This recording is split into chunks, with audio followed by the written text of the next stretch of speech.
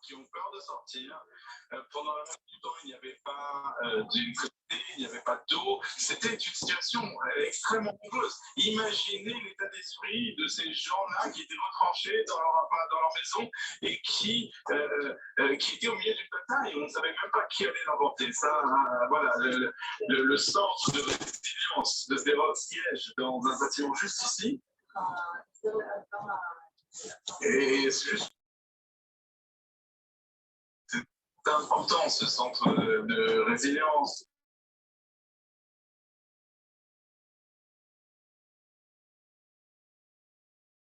J'aimerais juste ajouter, quand vous avez parlé de ces deux petites choses,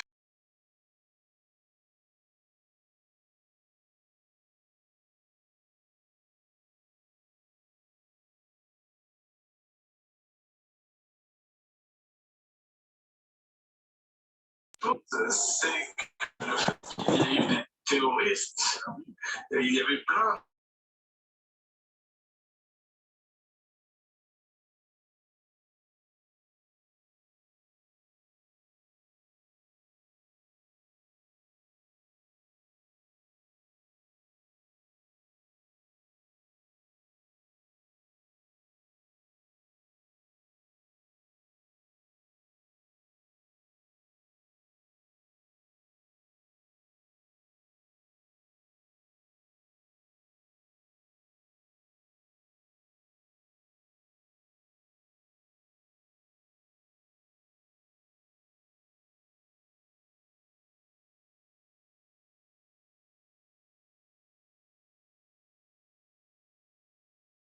parce que c'est une ville qui a un esprit communautaire. Les policiers font partie de la population.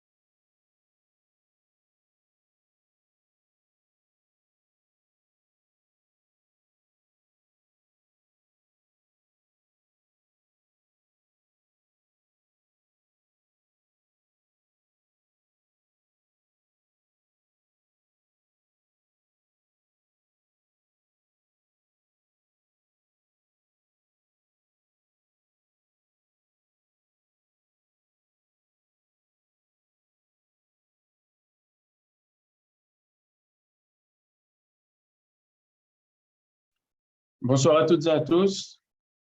Je vois qu'on est déjà nombreux, donc on va pouvoir commencer. Est-ce que je pense qu'on m'entend? Je vais faire une courte introduction avant de laisser la parole à Pierre Lursa. Vous voyez sur votre écran, vous voyez la couverture de la traduction de Pierre Lursa au mur de fer de Zev Jabotinsky. Et je ne sais pas si si vous avez déjà lu ou si vous avez eu le temps de lire cet article qui a été écrit par Zev Jabotinsky il y a exactement 100 ans, le 4 novembre 1923. Et donc, avant de donner la parole à Pierre Lursa, je voulais faire une courte présentation du texte, de quelques extraits, pour voir de quoi il s'agit et comment ce texte est encore tellement d'actualité. D'abord, dans le premier paragraphe de son texte, Zev Jabotinsky tient à préciser la chose suivante. Certains considèrent l'auteur de ces lignes comme l'ennemi des Arabes, comme un partisan de leur éviction du pays, etc. Rien n'est moins vrai. Du point de vue émotionnel, mon attitude envers les Arabes est semblable à mon attitude envers tous les autres peuples, une indifférence polie. Comme tous les Juifs, je suis disposé à prêter serment, en mon nom et en celui de mes descendants, que jamais nous n'enfreindrons cette égalité et nous ne tenterons d'évincer les Arabes ou de les opprimer. Donc ça, c'est un préambule qui est assez important parce que Jabotinsky, il sait qu'il était considéré déjà de son vivant comme un fasciste ou comme un ultranationaliste, donc, alors que c'était bien sûr un libéral et un démocrate et quelqu'un de très tolérant. Donc il tient à faire cette précision au tout début de son texte. Ensuite, Jabotinsky rentre plus dans les vifs du sujet. Et il parle de l'impossibilité d'avoir la paix immédiate. Son texte, Le mur de fer, il traite de la stratégie qu'il faut, selon lui, adopter face à l'opposition arabe, du monde arabe, et plus particulièrement des Arabes d'Eretz Israël, à l'installation juive en Eretz Israël. Et donc, en premier temps, il dit qu'il y a une impossibilité de faire la paix dans l'immédiat. Il n'y a pas lieu de parler de réconciliation entre nous et les Arabes d'Eretz Israël, ni maintenant, ni dans un avenir proche. Tous ces gens de bonnes intentions, à l'exception de ceux qui sont aveugles de naissance, ont compris d'eux-mêmes depuis longtemps qu'il n'était pas possible d'obtenir l'accord des Arabes pour transformer Eretz Israël d'un pays arabe en un pays ayant une majorité juive. Puisque Jabotinsky considérait, et Herzl déjà avant lui, considérait que le premier enjeu du sionisme était de faire d'Eretz Israël un territoire à majorité juive. C'est comme ça que Jabotinsky voyait les choses. C'était pratiquement le seul enjeu, en tout cas le premier. Et donc, forcément, puisque les Arabes, même s'ils n'étaient pas constitués en nation sur le territoire d'Eretz Israël à l'époque, en tout cas, ils étaient majoritaires sur ce territoire. Forcément, s'il y a une autre majorité qui vient s'imposer ou se constituer, c'est évident qu'il y aura une opposition et que cette opposition peut devenir même violente. Ensuite, Jabotinsky parle plus généralement de ce genre de cas dans l'histoire. Chaque lecteur a des idées générales concernant l'histoire de la colonisation d'autres pays. Alors, il utilise le terme de colonisation. Peut-être que Pierre Lursa nous donnera plus tard plus de détails à ce sujet-là, mais ce mot est très connoté de nos jours. Il a un sens particulier, surtout après tout ce qui s'est passé, la décolonisation et tout qu'on a vécu. Donc, c'est devenu un terme qui est plutôt négatif. Mais je pense que, en tout cas, dans la bouche de Jabotinsky, ça n'a pas une connotation négative. Et en tout cas, ce n'est pas une invasion comme on le voit aujourd'hui. Donc, chaque lecteur a des idées générales concernant l'histoire de la colonisation d'autres pays. Je lui propose de se remémorer les exemples connus et après l'examen de la liste entière, il pourrait tenter de trouver au moins un exemple dans lequel la colonisation s'est faite avec l'accord des habitants du pays. Il n'en existe aucun. Donc il dit que ça n'existe pas dans l'histoire des cas où une population essayent de s'installer sur un territoire qui est déjà habité et que ça passe sans opposition. Les habitants du pays, qu'ils soient civilisés ou non, ont toujours combattu avec opiniâtreté les colonisateurs, civilisés ou non. Les autochtones se sont battus non pas parce qu'ils craignaient de manière consciente et en connaissance de cause leur éviction, mais simplement parce que les autochtones ne peuvent jamais accepter la colonisation, en quelque lieu et à quelque époque que ce soit. Ensuite, tout ça, c'est encore du domaine de l'introduction, il n'est pas encore dans la thèse centrale, mais il met des points d'introduction qui sont importants à comprendre avant qu'il en arrive à la thèse centrale. Ça, c'est un point qui est important. Aucun gain économique ne peut apaiser l'opposition. Le fantasme selon lequel ils accepteraient de leur plein gré la réalisation du sionisme, en échange d'un avantage culturel ou matériel que le colonisateur juif leur apporterait, est infantile. Ce fantasme trouve son origine dans le mépris que les amis des Arabes parmi nous vouent au peuple arabe. Et ce mépris a pour origine le préjugé et l'image infondée qu'ils ont du peuple arabe. Ce dernier serait soi-disant une populace avide de peau de vin, prête à renoncer à sa terre ancestrale en échange d'un réseau de chemins de fer moderne. Cette image n'a aucun fondement. Ce qui est important dans ce point-là, c'est que Jabotinsky prend un peu un contre-pied les apparences. C'est que justement, son point de vue qui est plutôt, on pourrait dire, dur, il provient d'un respect des Arabes, alors que le point de vue plus conciliant de ses opposants, selon lui, il vient justement d'un mépris de la population arabe. Maintenant, on en arrive à la thèse centrale. L'opposition se maintient tant qu'elle a l'espoir de chasser le conquérant. Le texte de Jabotinsky dit « Chaque peuple lutte contre les colonisateurs tant qu'il possède encore une lueur d'espoir de se débarrasser du danger de la colonisation. » Ça, c'est la phrase centrale du texte. C'est ce que font aujourd'hui les Arabes d'Eretz Israël et c'est ce qu'ils feront demain.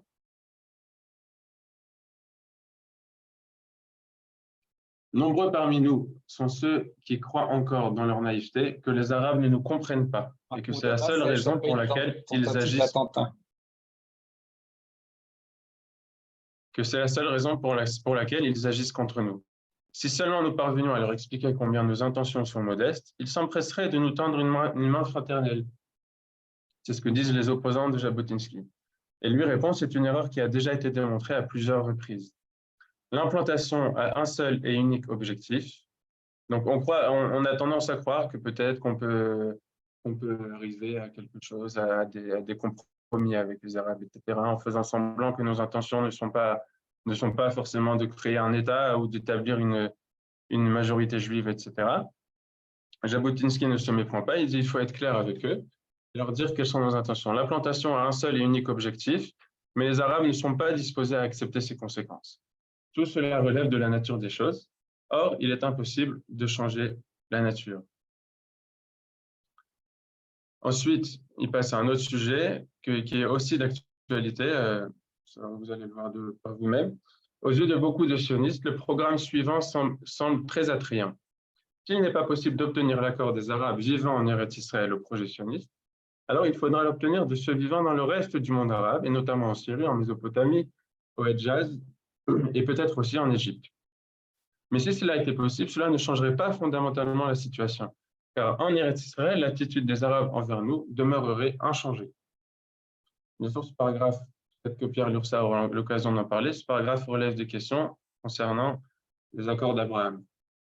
Même s'il était possible, et j'en doute, de convaincre les Arabes de Bagdad et de la Mecque qu'Eretz Israël ne représente pour aucune région frontalière modeste et de peu d'importance, aux yeux des Arabes d'Eretz Israël, il ne s'agit pas d'une région frontalière, mais de leur seule patrie, du centre et du fondement de leur existence nationale propre. Par conséquent, il serait encore nécessaire de réaliser l'implantation contre la volonté des Arabes d'Eretz Israël, à savoir dans les conditions mêmes où elle est réalisée actuellement. Donc Jabotinsky arrive à la conclusion que le seul moyen de réaliser l'implantation juive en Eretz Israël, c'est contre la volonté des Arabes. Et donc forcément, ça risque d'entraîner de la violence de leur part. Et dans ce cas-là, qu'est-ce qu'il faut faire? Il faut ériger un mur de fer. C'est une image, bien sûr, c'est une parabole, ce n'est pas un mur physique à construire, Il dit la chose suivante: en conclusion, nous ne pouvons offrir aucune indemnisation ni aux Arabes d'Eretz Israël, ni au reste du monde arabe en échange d'Eretz Israël. En conséquence, tout accord volontaire est impossible. C'est pourquoi ceux pour qui un accord avec les Arabes représente une condition sine qua non au sionisme peuvent dès aujourd'hui dire non et renoncer au sionisme. Notre entreprise d'implantation doit cesser ou bien se poursuivre sans dépendre de l'état d'esprit des autochtones.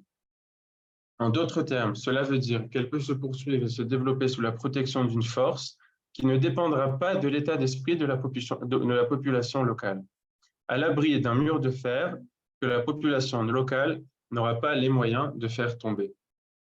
C'est à cela que se résume toute notre politique concernant la question arabe. Non pas qu'elle doive s'y résumer, mais qu'elle s'y résume en fait, que nous le reconnaissions ou non. Pourquoi il est coupé? Il y aura un temps pour les questions à la fin. Ensuite, Jabotinsky nous dit: pourtant, nous portons atteinte de nos propres mains à nos intérêts en déclamant les slogans sur un accord, à savoir quand nous incitons la population mandataire à penser que l'essentiel n'est pas le mur de fer, mais une tentative de trouver une entente, avec une autre tentative de trouver une entente. Une telle déclamation nous porte atteinte.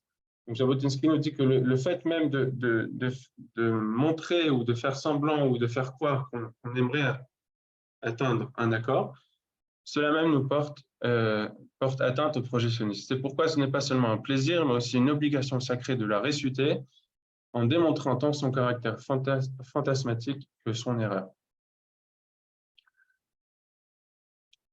Là aussi, il y a une phrase centrale de Jabotinsky dans le texte. Je ne vais peut-être pas tout lire parce que ce paragraphe est assez long. Je vais lire les phrases en jaune.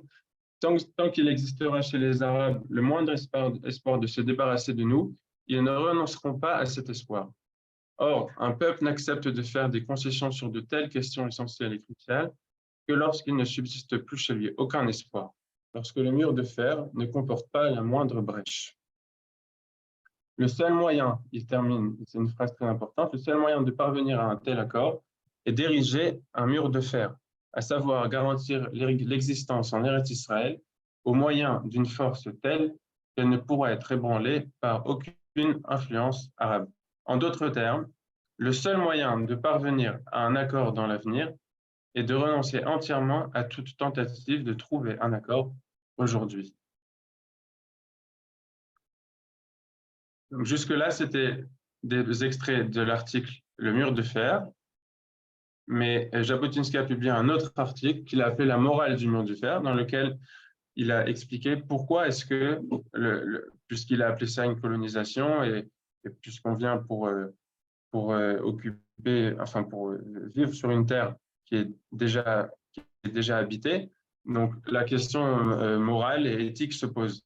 Donc il a écrit un article qui s'appelle La morale du mur de fer, duquel j'ai amené un paragraphe, juste pour montrer le point central de cet article qui est aussi très important.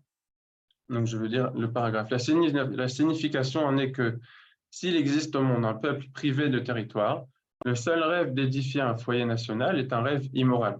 Selon ce qu'on pourrait dire, ce qu'on pourrait répondre à sa thèse du mur de fer, c'est de dire, bah oui, mais puisque ce territoire est habité, donc on n'a pas de justification morale, de base morale à venir l'habiter nous aussi, à vouloir en établir une autre majorité que celle qui est déjà en place. Donc à ça, il répond: la signification en est que s'il existe au monde un peuple privé de territoire, le seul rêve d'édifier un foyer national est un rêve immoral. Que ce peuple sans territoire demeure sans territoire à jamais, car toutes les terres au monde ont déjà été partagées. Et voilà, ainsi il a voulu l'éthique.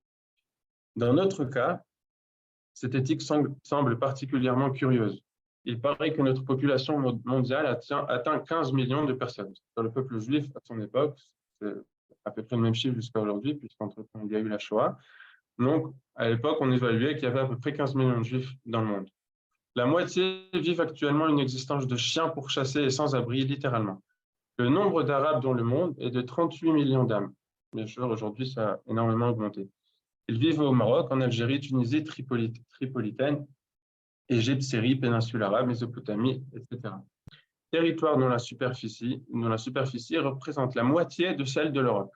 Ce territoire immense abrite en moyenne 16 personnes pour chaque mile anglais carré.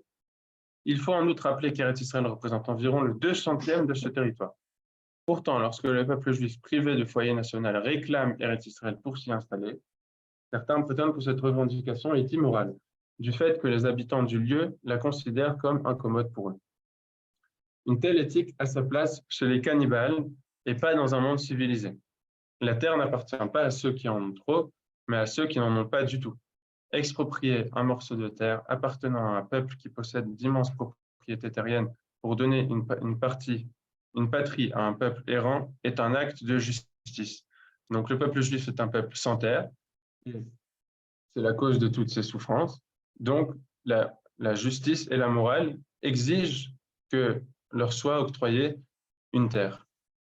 Et si le premier refuse, donc si les habitants, les autochtones, en l'occurrence les Arabes, refusent, chose tout à fait naturelle, il reconnaît que c'est totalement naturel et normal, mais il faut les contraindre, donc par la force, par le mur de fer.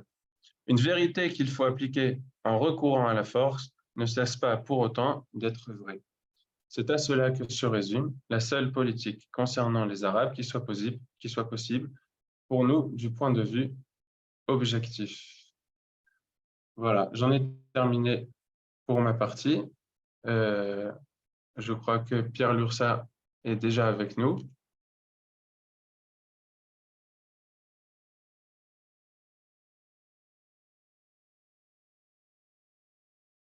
Pierre Lursa,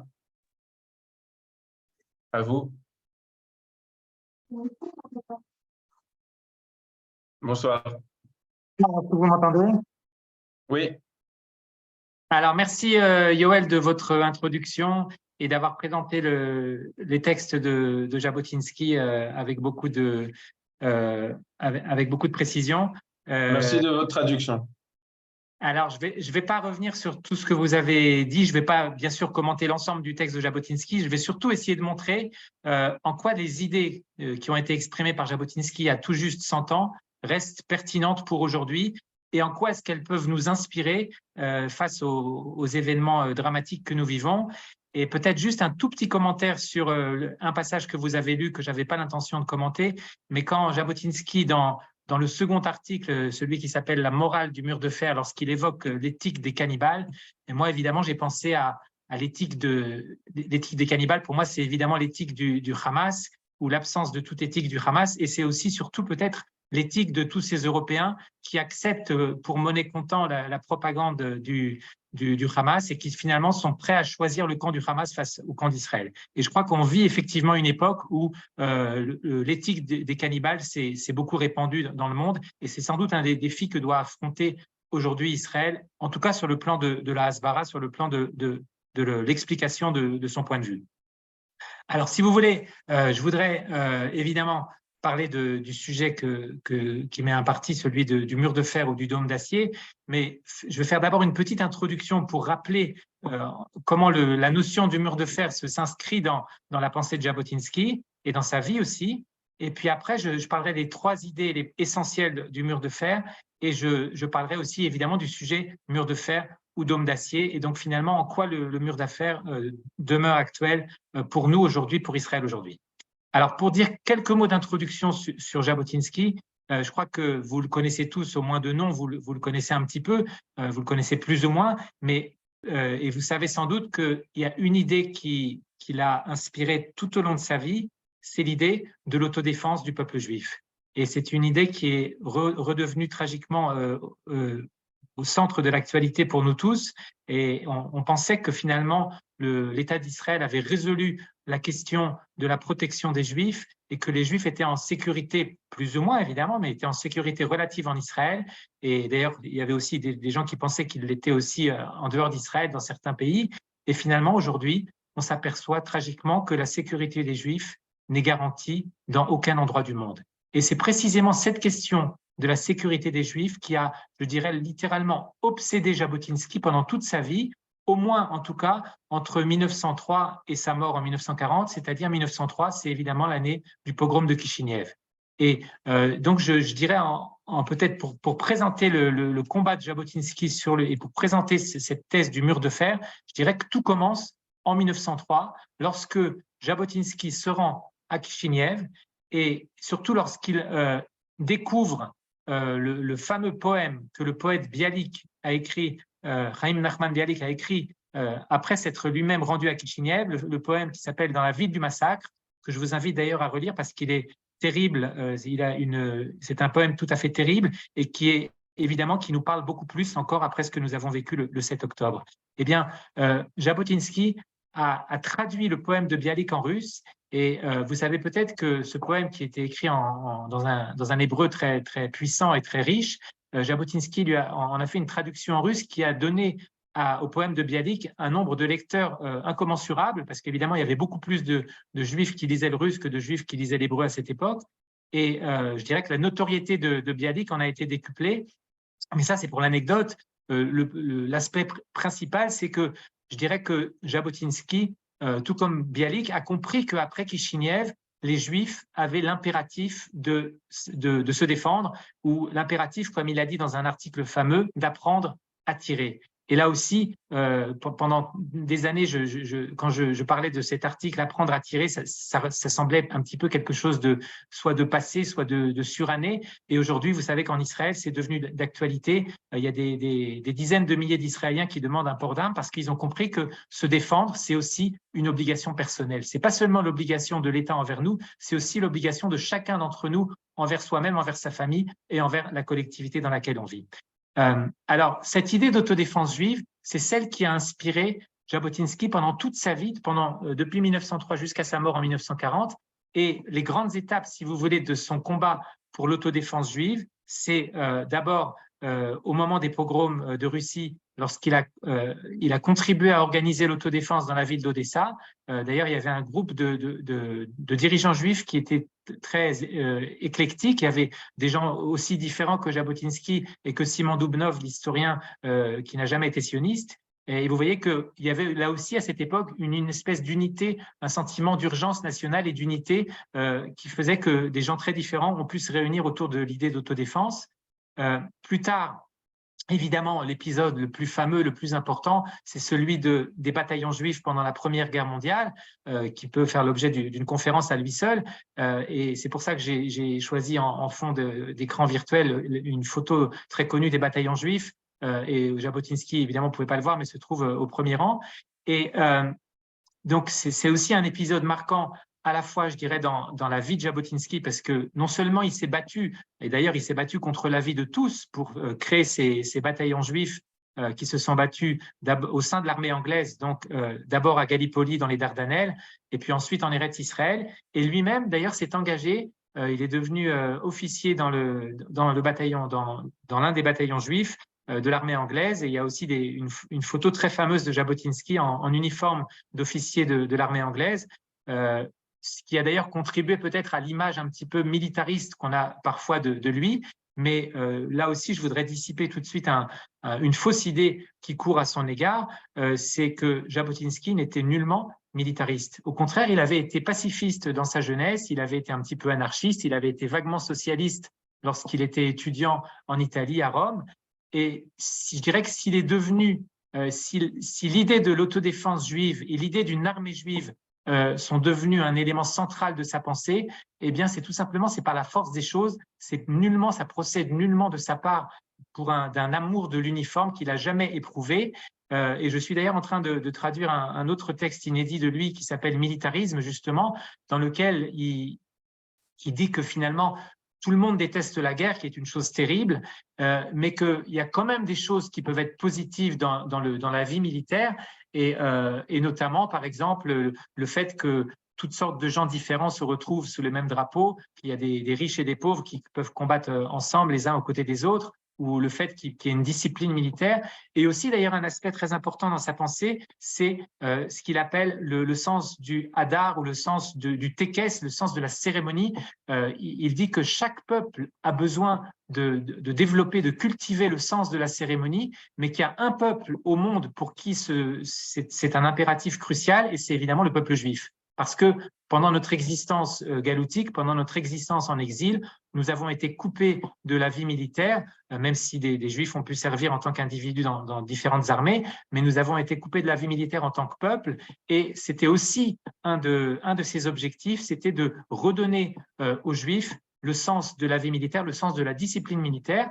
Et je pense qu'il y est largement parvenu.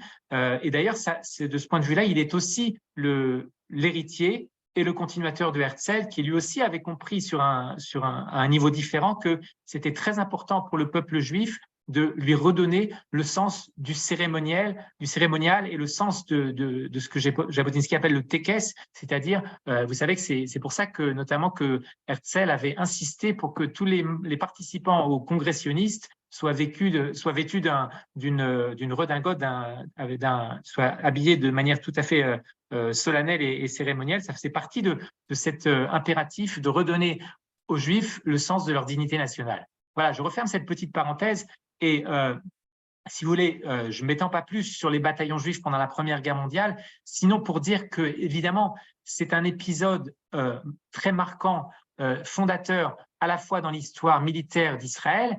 C'est la première fois que des Juifs se sont battus sous un drapeau juif depuis l'Antiquité. Donc, on peut dire que le début de l'histoire militaire contemporaine d'Israël ne commence pas en 1948, ne commence même pas avec la Haganah que je vais évoquer tout de suite, mais commence en fait avec les bataillons juifs pendant la Première Guerre mondiale au sein de l'armée britannique. Et ça, c'est un combat que Jabotinsky a mené presque tout seul. Il était seul, y compris il était isolé également au sein du mouvement sioniste. Beaucoup de gens n'avaient pas compris, notamment, c'est aussi un point peut-être qui mérite qu'on s'y arrête un petit instant, une des grandes intuitions de Jabotinsky au début de la Première Guerre mondiale, c'est celle de comprendre que les Juifs, que la communauté juive, le judaïsme mondial, comme on disait à l'époque, devait s'allier avec l'Angleterre contre l'Empire ottoman. Alors que la tendance naturelle de tous les Juifs et surtout des sionistes à cette époque, c'était de dire on doit s'allier au contraire avec les puissances centrales contre la Russie, qui était la puissance honnie des Juifs, après évidemment les terribles pogroms du début du siècle. Et Jabotinsky, lui, il relate ça dans son autobiographie que j'ai traduit il y a quelques années. Il relate le moment où il se trouve à Bordeaux en tant que correspondant militaire, correspondant d'un journal russe, et tout d'un coup, en voyant les affiches, les proclamations d'entrée en guerre de différents pays, il comprend que pour les Juifs, et surtout pour le mouvement sioniste, eh bien, le salut doit venir de l'alliance avec l'Angleterre et donc aussi avec la Russie contre l'Empire ottoman. Et il a cette intuition fulgurante que l'Empire ottoman sera défait et que sur les ruines de l'Empire ottoman, le mouvement sioniste pourra parvenir à ses fins, c'est-à-dire obtenir la création d'un État juif. C'est une des nombreuses intuitions que Jabotinsky a eues au cours de sa vie. Et donc, je dirais, c'est l'aspect politique des bataillons juifs pendant la Première Guerre mondiale, parce que, comme le dit Jabotinsky, pour que le sionisme puisse exister en tant que force politique dans le concert des nations, et plus précisément pour que le mouvement sioniste puisse revendiquer une participation à la table des négociations lorsque la guerre sera terminée, lorsque on en sera au moment des traités de paix et au moment des traités politiques, eh bien, il faut que les Juifs participent à la guerre en tant que Juifs sous un drapeau juif. Et donc, vous voyez que je dirais que le combat qu'il a mené pour créer les bataillons juifs pendant la Première Guerre mondiale, c'était un double combat. C'était à la fois cette idée de l'autodéfense et aussi de la réappropriation par le peuple juif de la force et de la force militaire en particulier. Et c'était aussi un combat politique avec un objectif bien précis. Et de ce point de vue-là, Jabotinsky a été vraiment un visionnaire. Et je dirais que c'est une des raisons de la déclaration Balfour, qui bien sûr a des causes multiples, mais une des raisons importantes, c'est évidemment la participation militaire juive dans l'armée britannique, dans les bataillons juifs qui se sont battus dans les Dardanelles et ensuite sur le front d'Eretz Israël. Et les Anglais, je dirais que la déclaration Balfour est aussi venue récompenser cette participation militaire et pas seulement, comme on le dit toujours, les découvertes scientifiques de Chaim Weizmann et les inventions de Chaim Weizmann qui ont été données à l'armée anglaise. Ça, je dirais que c'est plus anecdotique, mais d'un point de vue plus fondamental, on peut dire que c'est effectivement l'intuition de Jabotinsky qui était juste et la déclaration Balfour est étroitement liée à la création des bataillons juifs. Voilà, j'en termine sur ce sujet qui évidemment mériterait de beaucoup plus long développement. Et on est donc après la guerre, les bataillons juifs sont dissous dès la fin de la guerre, et Jabotinsky, qui donc était en Eretz Israël où il a combattu sur le front transjordanien, eh bien, il se retrouve à Jérusalem, et là, il va s'installer à Jérusalem, il va passer quelques années à Jérusalem qui seront peut-être une des périodes les plus tranquilles et les plus heureuses de sa vie, et c'est là qu'il va aussi poursuivre ce combat pour l'autodéfense au sein de la Haganah, la première mouture de la Haganah, dont il est un des fondateurs et qui s'entraîne à Jérusalem et qui participe à la défense du Yishuv, de la population juive de Jérusalem, contre les premières émeutes arabes qui ont lieu en 1919 et en 1921. Donc voilà, ça vous donne un petit peu le contexte à la fois historique et aussi idéologique de ce fameux article « Le mur de fer » que Yoël a lu, dont il a lu des extraits significatifs. Donc, si vous voulez, l'idée du mur de fer, c'est l'idée de l'autodéfense juive et c'est l'idée de la force de dissuasion.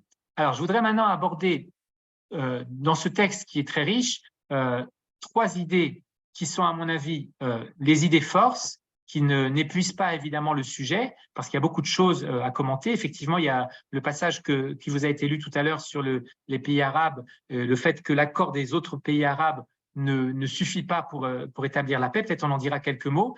Mais les 3 idées que je voudrais commenter en particulier, c'est premièrement, la paix ne dépend pas de nous. Deuxièmement, le fantasme de l'accord économique.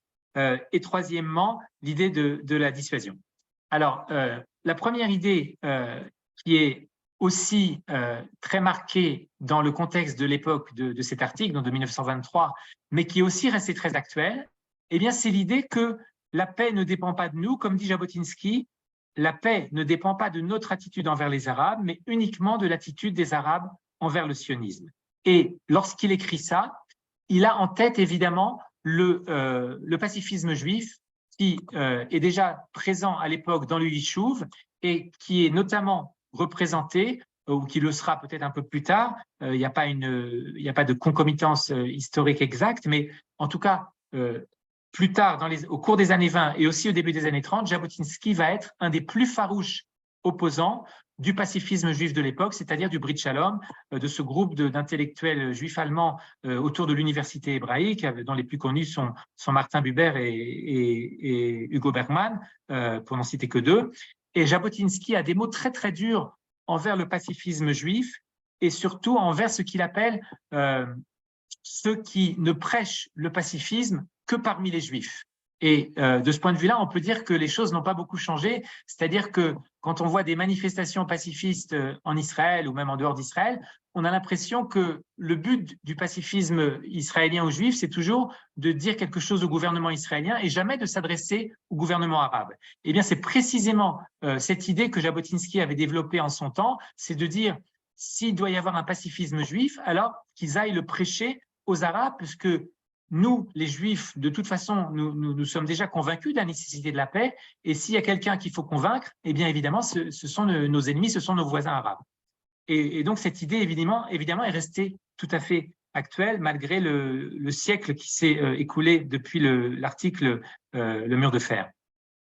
Peut-être une autre remarque sur le sujet du pacifisme juif, c'est que à l'époque de Jabotinsky, à l'époque où il écrit l'article et à l'époque qui suit cet article dans les années 20 et 30, eh bien, je dirais que le pacifisme, celui du Brit Shalom que j'ai mentionné, est tout à fait minoritaire, non seulement minoritaire, mais même il est en dehors du consensus. C'est-à-dire qu'il y a un très large consensus en Israël, et quand je dis consensus, évidemment, il y a aussi de très larges divisions, comme toujours dans le peuple juif, mais il y a un consensus sur l'idée qu'il faut créer un État juif, qu'il faut une majorité juive en Eretz Israël et qu'il faut aussi, ça c'est une idée que Jabotinsky, dont il est largement l'auteur, qu'il faut une force armée juive. Et donc, ces 3 idées-là, personne ou presque ne les conteste, et les seuls qui les contestent, c'est-à-dire les membres du Brit Shalom, eh bien eux, je dirais qu'ils sont en dehors de l'échiquier politique, ils sont en dehors du consensus politique du Yishuv juif à cette époque. Et de ce point de vue-là, évidemment, les choses ont beaucoup changé.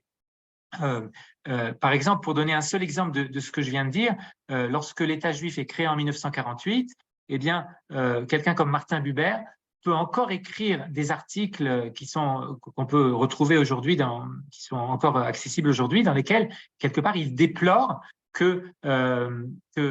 quand finalement on ait créé un État juif, non pas par des moyens pacifiques, et qu'on a finalement, on n'a pas renoncé au principe de la majorité juive, alors que selon lui, il aurait fallu créer un État binational. Et donc, on voit des gens, des intellectuels très brillants par ailleurs, qui ne sont pas capables, je dirais, d'accepter le verdict de l'histoire et qui continuent de prôner un chimérique État binational, y compris après 1948. Et c'est ce qui fait d'ailleurs, c'est ce qui donne le caractère tout à fait utopique de leurs idées et le fait que, comme j'ai dit, ils étaient hors du consensus, ils étaient tout à fait minoritaires, ce qui n'a pas d'ailleurs empêché qu'ils aient une certaine influence, ou que même David Ben Gurion, qui était très féru de discussions intellectuelles, les invitent, les reçoivent pour parler avec eux, mais malgré tout, ils ne faisaient pas partie du débat politique, je dirais, mainstream en Israël. Alors que depuis, évidemment, beaucoup d'eau a coulé sous les ponts du Jourdain, et le pacifisme juif et israélien est devenu beaucoup plus prégnant, beaucoup plus omniprésent dans le débat politique, et c'est sans doute une des raisons pour lesquelles le mur de fer s'est un petit peu estompé, et ça, j'en parlerai tout à l'heure. Alors, pour dire peut-être juste encore un mot sur ce sujet du pacifisme, vous savez que la terrible attaque du 7 octobre a été planifiée pour le 50e anniversaire de la guerre de Kippour, et la guerre de Kippour, c'est peut-être, je dirais, le tournant dans l'histoire d'Israël, c'est peut-être le moment où le sentiment je dirais, le sentiment de la justesse de la cause d'Israël a été largement érodé pour toutes sortes de raisons que je n'ai pas le temps de développer. Et finalement, c'est un petit peu cette génération-là qui s'est battue pendant la guerre de Kippour, qu'on a vu beaucoup défiler ces derniers mois dans les rues d'Israël. Et sans rentrer dans cet aspect politique qui n'est pas du tout mon sujet ce soir, je voudrais juste évoquer un aspect à ce sujet. Il y a eu une très très belle émission qui a été diffusée récemment sur la télévision israélienne à propos de la guerre de Kippour, donc avant la guerre, avant la guerre du 7 octobre et en commémoration de la guerre de Kippour, une émission qui s'appelait Ahat, qui était un long reportage en plusieurs épisodes, une série en fait documentaire sur une escouade de l'armée de l'air israélienne. Et on voyait comment cette escouade de l'armée de l'air avait participé au combat de la guerre de Kippour. Et il y avait beaucoup d'entretiens comme ça, menés par une journaliste très connue qui était elle-même membre de cette escouade pendant la guerre de Kippour. Et un des personnages, un des protagonistes, qui était un pilote, qui était aussi un officier supérieur, dit à la fin de cette émission, moi, si mon petit-fils me pose la question, je lui dirais, ne va pas t'engager dans Tsahal. Parce que quand on voit ce que notre pays est devenu, eh bien, il ne mérite plus d'être défendu. Et vous voyez, dans cette phrase terrible, eh bien, je dirais qu'il y a l'écho de l'état d'esprit, de cette espèce à la fois un mélange on pourrait dire, de pacifisme ou de défaitisme ou simplement de découragement qui est qui est caractéristique à mes yeux de cette génération qui a combattu en 1973. Et ça, c'est aussi, bien sûr, c'est lié au sujet du mur de fer, parce que le mur de fer, comme l'a dit Yoël tout à l'heure, ça n'est évidemment pas un mur physique, on va y revenir, c'est évidemment un mur au sens figuré, et ça désigne notre capacité de résistance, de dissuasion et de résilience. Alors, j'en viens à la deuxième idée phare de Jabotinsky, qui est sa dénonciation de ce qu'il appelle le fantasme, selon lequel les Arabes accepteraient de plein gré la réalisation du sionisme en échange d'un avantage culturel ou matériel.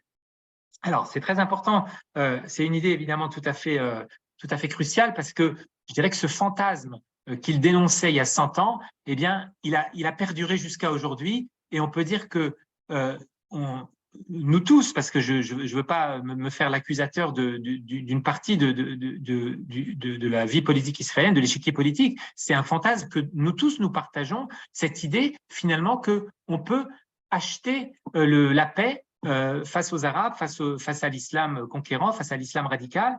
Et c'est une idée d'ailleurs qui est très très largement répandue, bien au-delà d'Israël. C'est un petit peu, je dirais, le fantasme que Jabotinsky dénonçait il y a déjà 100 ans. Eh bien, il est devenu omniprésent aujourd'hui dans tous les pays occidentaux. Et il permet de comprendre, je dirais, à la fois l'attitude d'Israël face au Hamas ces dernières années, mais aussi l'attitude des Européens face aux frères musulmans, des États-Unis face aux frères musulmans. Ce fantasme est devenu une espèce de chimère universelle. Alors, pour bien comprendre l'idée de Jabotinsky, je dirais que alors évidemment, il y a une petite précision qu'il faut faire qui est très importante, c'est que Jabotinsky, lorsqu'il écrit en 1923, on est justement avant la création des frères musulmans, hein, qui seront créés en 1928, on est avant le réveil contemporain de l'islam, et donc on est une période qui est très différente, et malgré tout, son diagnostic reste vrai. Hein. Lorsque Jabotinsky parle du conflit entre les sionistes et les Arabes, il décrit toujours ce conflit en termes d'un conflit national. À ses yeux, il ne s'agit pas d'un conflit religieux. Et d'ailleurs, il y a un article qui s'appelle précisément « Notre conflit n'est pas religieux » ou « Le conflit n'est pas religieux » que j'ai aussi traduit dans ce petit recueil qui s'appelle « Le mur de fer » parce qu'il exprime aussi des idées très intéressantes.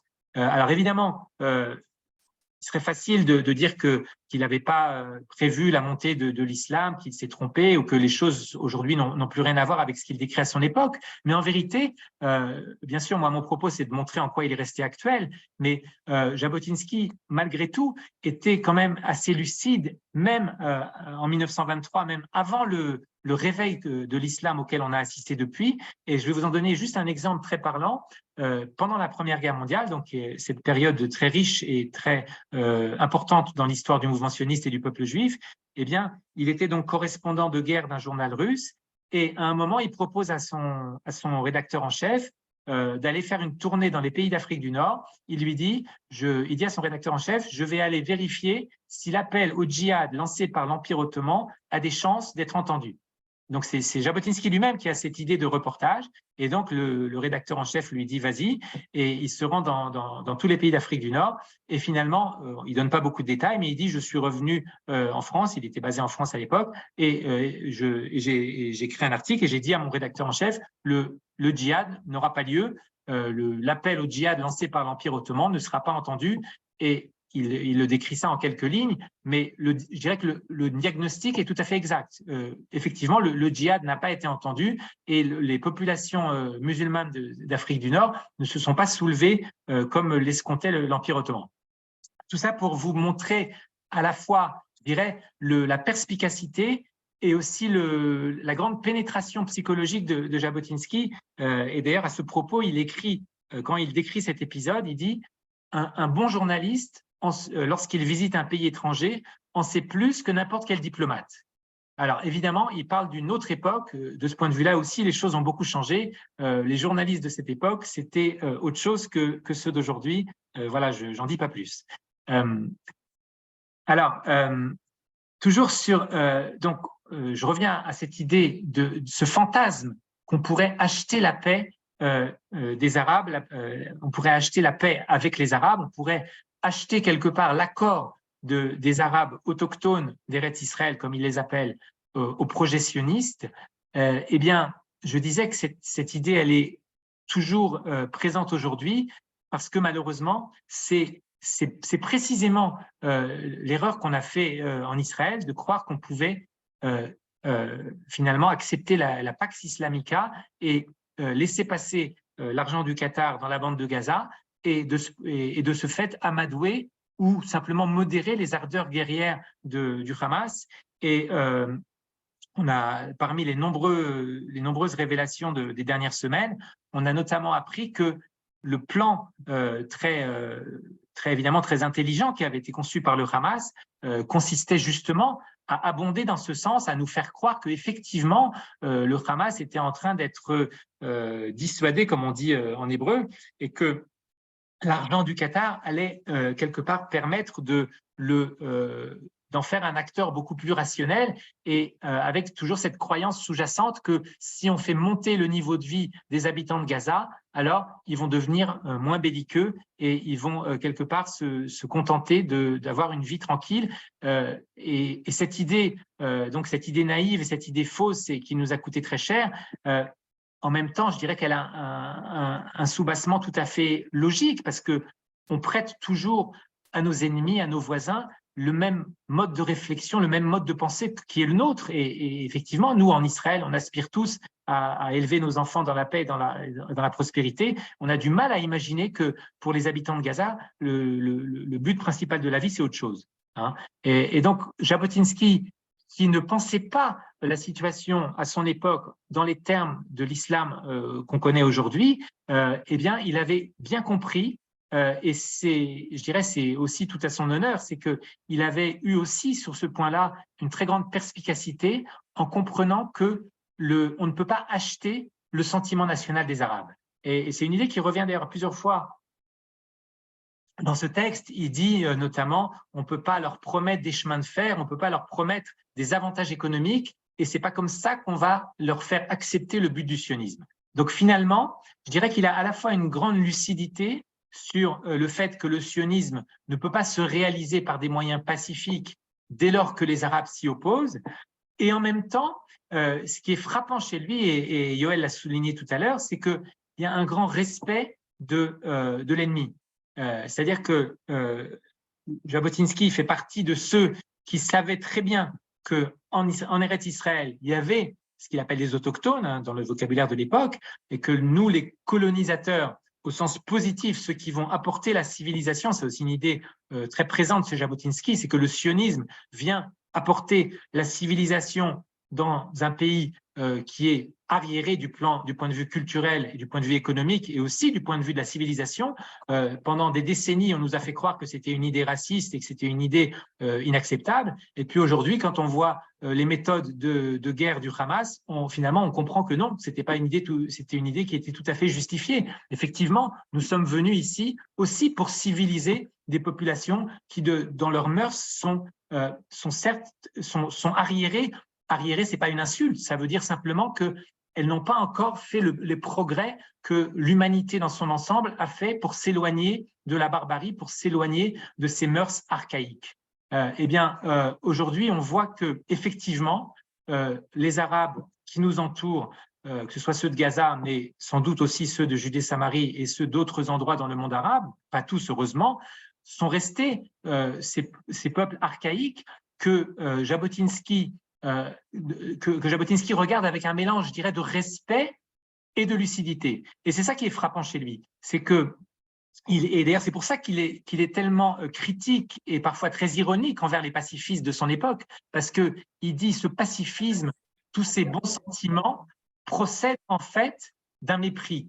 On méprise les Arabes et c'est pour ça qu'on dit on va les acheter avec des avantages économiques, on va leur donner un peu d'argent, on va laisser passer des valises d'argent et comme ça, on va tempérer leurs ardeurs guerrières et ils vont se contenter d'envoyer leurs enfants à l'école et on aura shalom à l'Israël. Eh bien, Jabotinsky avait compris à la fois, je dirais, la condescendance qui était sous-jacente dans ce discours et aussi il avait compris que c'était une erreur et que jamais on ne pourrait réaliser les objectifs du sionisme par ces moyens en promettant à nos voisins arabes des avantages économiques. Et de ce point de vue-là, effectivement, l'histoire lui a donné tragiquement raison.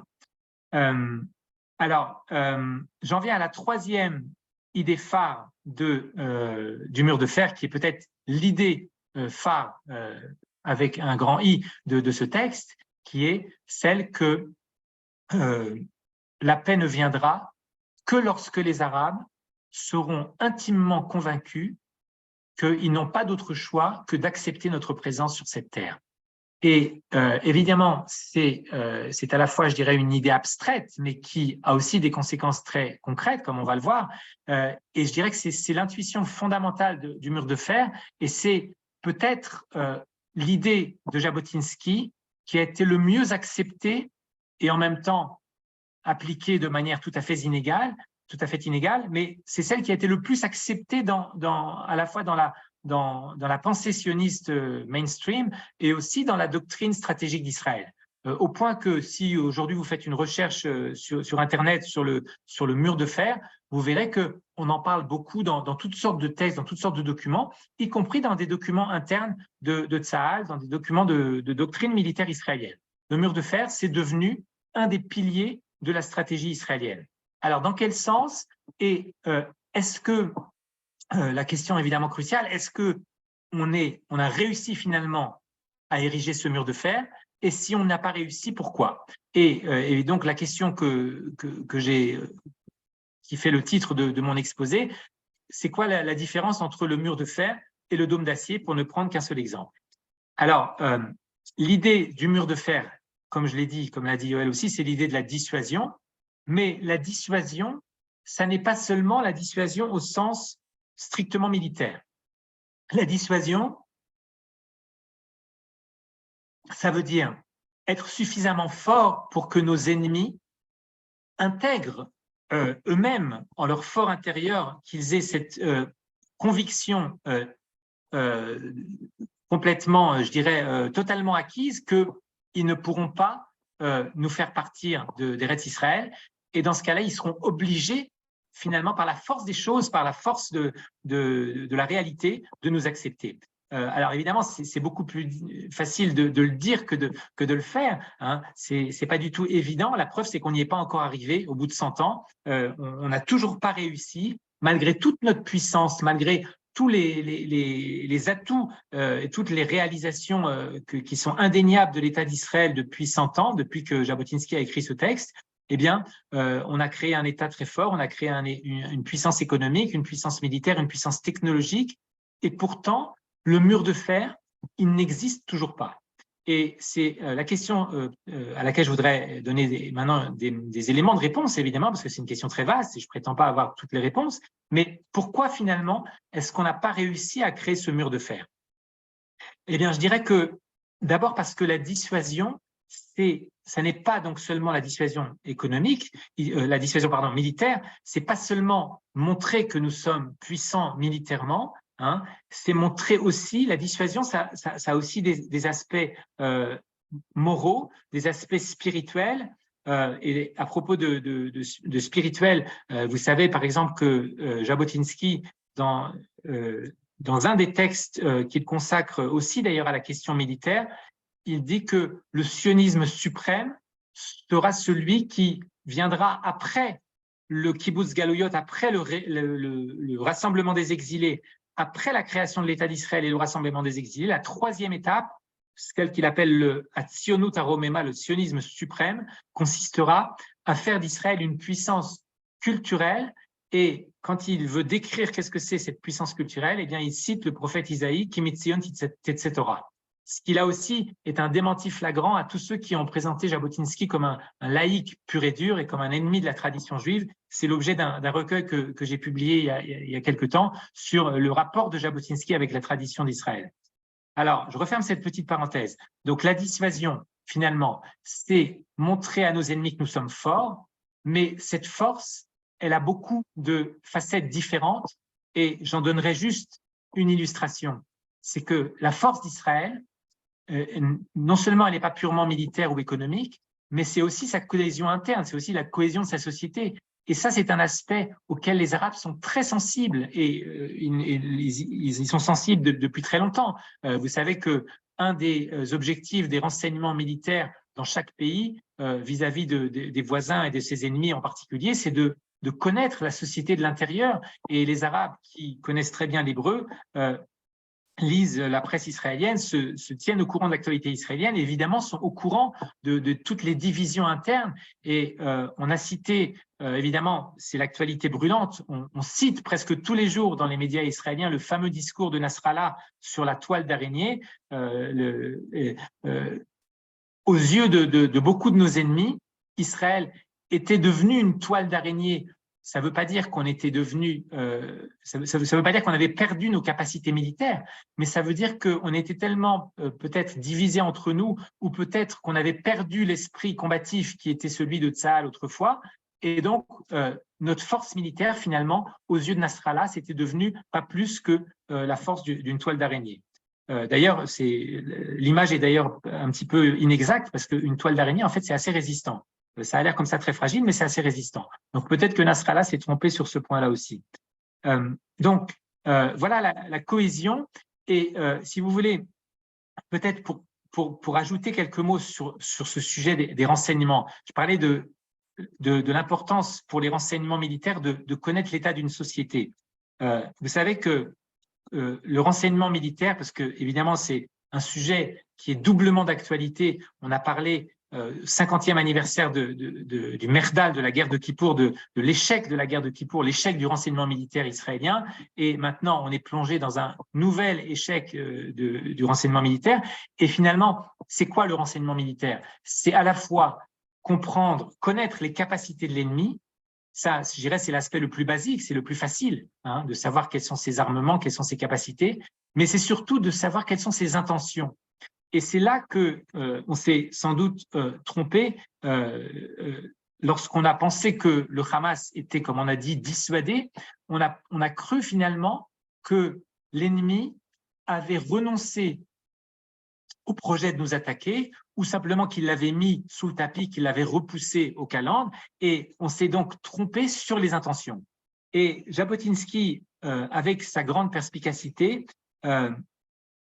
et avec aussi, je dirais, cette espèce de respect qu'il a pour les Arabes, je crois que la phrase a été citée tout à l'heure, mon attitude envers les Arabes est semblable à mon attitude envers tous les autres peuples, une indifférence polie. Alors, il le dit toujours avec une certaine ironie, mais lorsqu'il parle d'indifférence, en fait, c'est beaucoup plus que ça. C'est vraiment l'idée qu'on ne peut pas mépriser son ennemi, on ne doit pas non plus le craindre, évidemment, mais on doit jamais le sous-estimer. Et de ce point de vue-là, je dirais que la leçon de Jabotinsky n'a pas été entendue, ou en tout cas, elle a été perdue de vue. C'est-à-dire que finalement, on a fini par croire que non seulement on était plus puissant militairement que nos ennemis, en tout cas nos ennemis les plus proches, parce que je laisse de côté le problème de l'Iran, mais vis-à-vis du Hamas, en tout cas vis-à-vis des Palestiniens, finalement, on s'est habitué à penser que il n'y avait pas de menace stratégique pour Israël. Donc, il y avait une espèce, je dirais, d'orgueil et surtout de méconnaissance profonde de ce que c'est d'une part que le Hamas, et aussi simplement ce que c'est quelles sont les intentions profondes des habitants de Gaza. Hein, parce que, petite parenthèse aussi, on dit aujourd'hui qu'on se bat pour éradiquer le Hamas, mais en fait, notre guerre, c'est une guerre contre Gaza, tout simplement. Autrefois, on aurait dit, pendant la Deuxième Guerre mondiale, les Alliés ne se battaient pas contre le parti nazi, ils ne se battaient pas contre les Waffen-SS, ils se battaient contre l'Allemagne. Et le but, c'était de vaincre l'Allemagne. Et de ce point de vue-là, je pense que le but de l'armée israélienne aujourd'hui, c'est tout simplement de défaire Gaza en tant qu'entité aussi géographique et géopolitique. Alors, j'en viens, si vous voulez, à la question de en quoi est-ce que le mur de fer a été oublié, en quoi est-ce que cette notion s'est effacée progressivement, s'est estompée, et surtout, pour être beaucoup plus précis, en quoi est-ce que le dôme d'acier n'est pas la réalisation du mur de fer. Je crois que c'est un sujet important, essentiel. Personnellement, ça fait des années que j'en parle, donc bien avant cette guerre, et il y a une époque où quand je disais quand je critiquais le dôme d'acier, j'avais l'impression qu'on me regardait comme un fou, mais malgré tout, je pense que l'idée fondamentale était déjà valable bien avant cette guerre dans laquelle on est plongé aujourd'hui. Et cette idée, je dirais, c'est que le dôme d'acier, ça ne peut pas être le mur de fer, c'est presque le contraire du mur de fer. Pourquoi? Parce que dans l'idée de Jabotinsky, le mur de fer, ça veut dire dissuader nos ennemis, ça veut dire les empêcher de nous attaquer. Et aujourd'hui, toute la stratégie, toute cette notion d'armée intelligente, d'armes intelligentes, d'armée technologique qui s'est développée depuis 2 ou 3 décennies, eh bien, elle repose finalement sur un concept qui est très, très différent du mur de fer. Et c'est quelque chose de très facile à comprendre. Si on avait un dôme d'acier entièrement étanche qui marchait à 100%, donc finalement, aucun missile du Hezbollah ou du Hamas ne pourrait toucher le territoire israélien. On n'en est pas là, évidemment, mais admettons que ce soit possible du point de vue technologique. Eh bien, on aurait finalement, paradoxalement, un territoire israélien qui serait entièrement sanctuarisé contre les missiles. Évidemment, il n'y a pas que les missiles, on l'a bien vu il y a un mois, mais on serait entièrement protégé contre les missiles. Mais du point de vue du mur de fer de Jabotinsky, ça serait la négation totale du mur de fer, puisque le Hamas et le Hezbollah pourraient envoyer des missiles tous les jours de l'année, et ça, pour nous, ça serait comme la météo, ça serait comme la pluie, et ça ne nous ferait pas plus de mal qu'une piqûre de moustique. Ça ferait même pas l'effet d'une piqûre de moustique. Donc, je dirais ça, c'est le paradoxe de ce que j'appelle une illusion technologique que beaucoup de gens ont décrit. Évidemment, j'ai rien inventé, mais finalement, on peut rattacher ça, je dirais, à la question du progrès technologique en général, c'est-à-dire que toute invention, toute innovation comporte aussi une régression. Si, pour prendre un seul exemple, aujourd'hui, quand on se déplace, on se sert de Waze ou d'un autre logiciel, et finalement, on est incapable de se repérer sur une carte comme on utilisait autrefois, on est incapable de se repérer simplement physiquement dans les lieux où on est totalement dépendant de cette technologie. Eh bien, le dôme d'acier, c'est la même chose.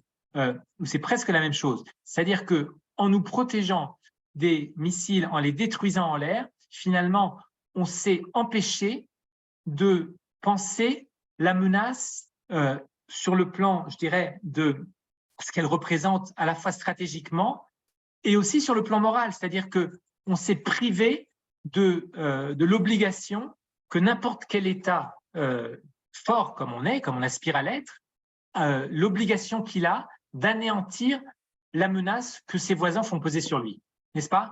Et aujourd'hui, d'ailleurs, les choses ont changé comme presque instantanément le 7 octobre. Après le 7 octobre, il y a beaucoup de vieilles conceptions qui d'un seul coup se sont révélées totalement fausses et sont presque tombées aux oubliettes, en tout cas on l'espère.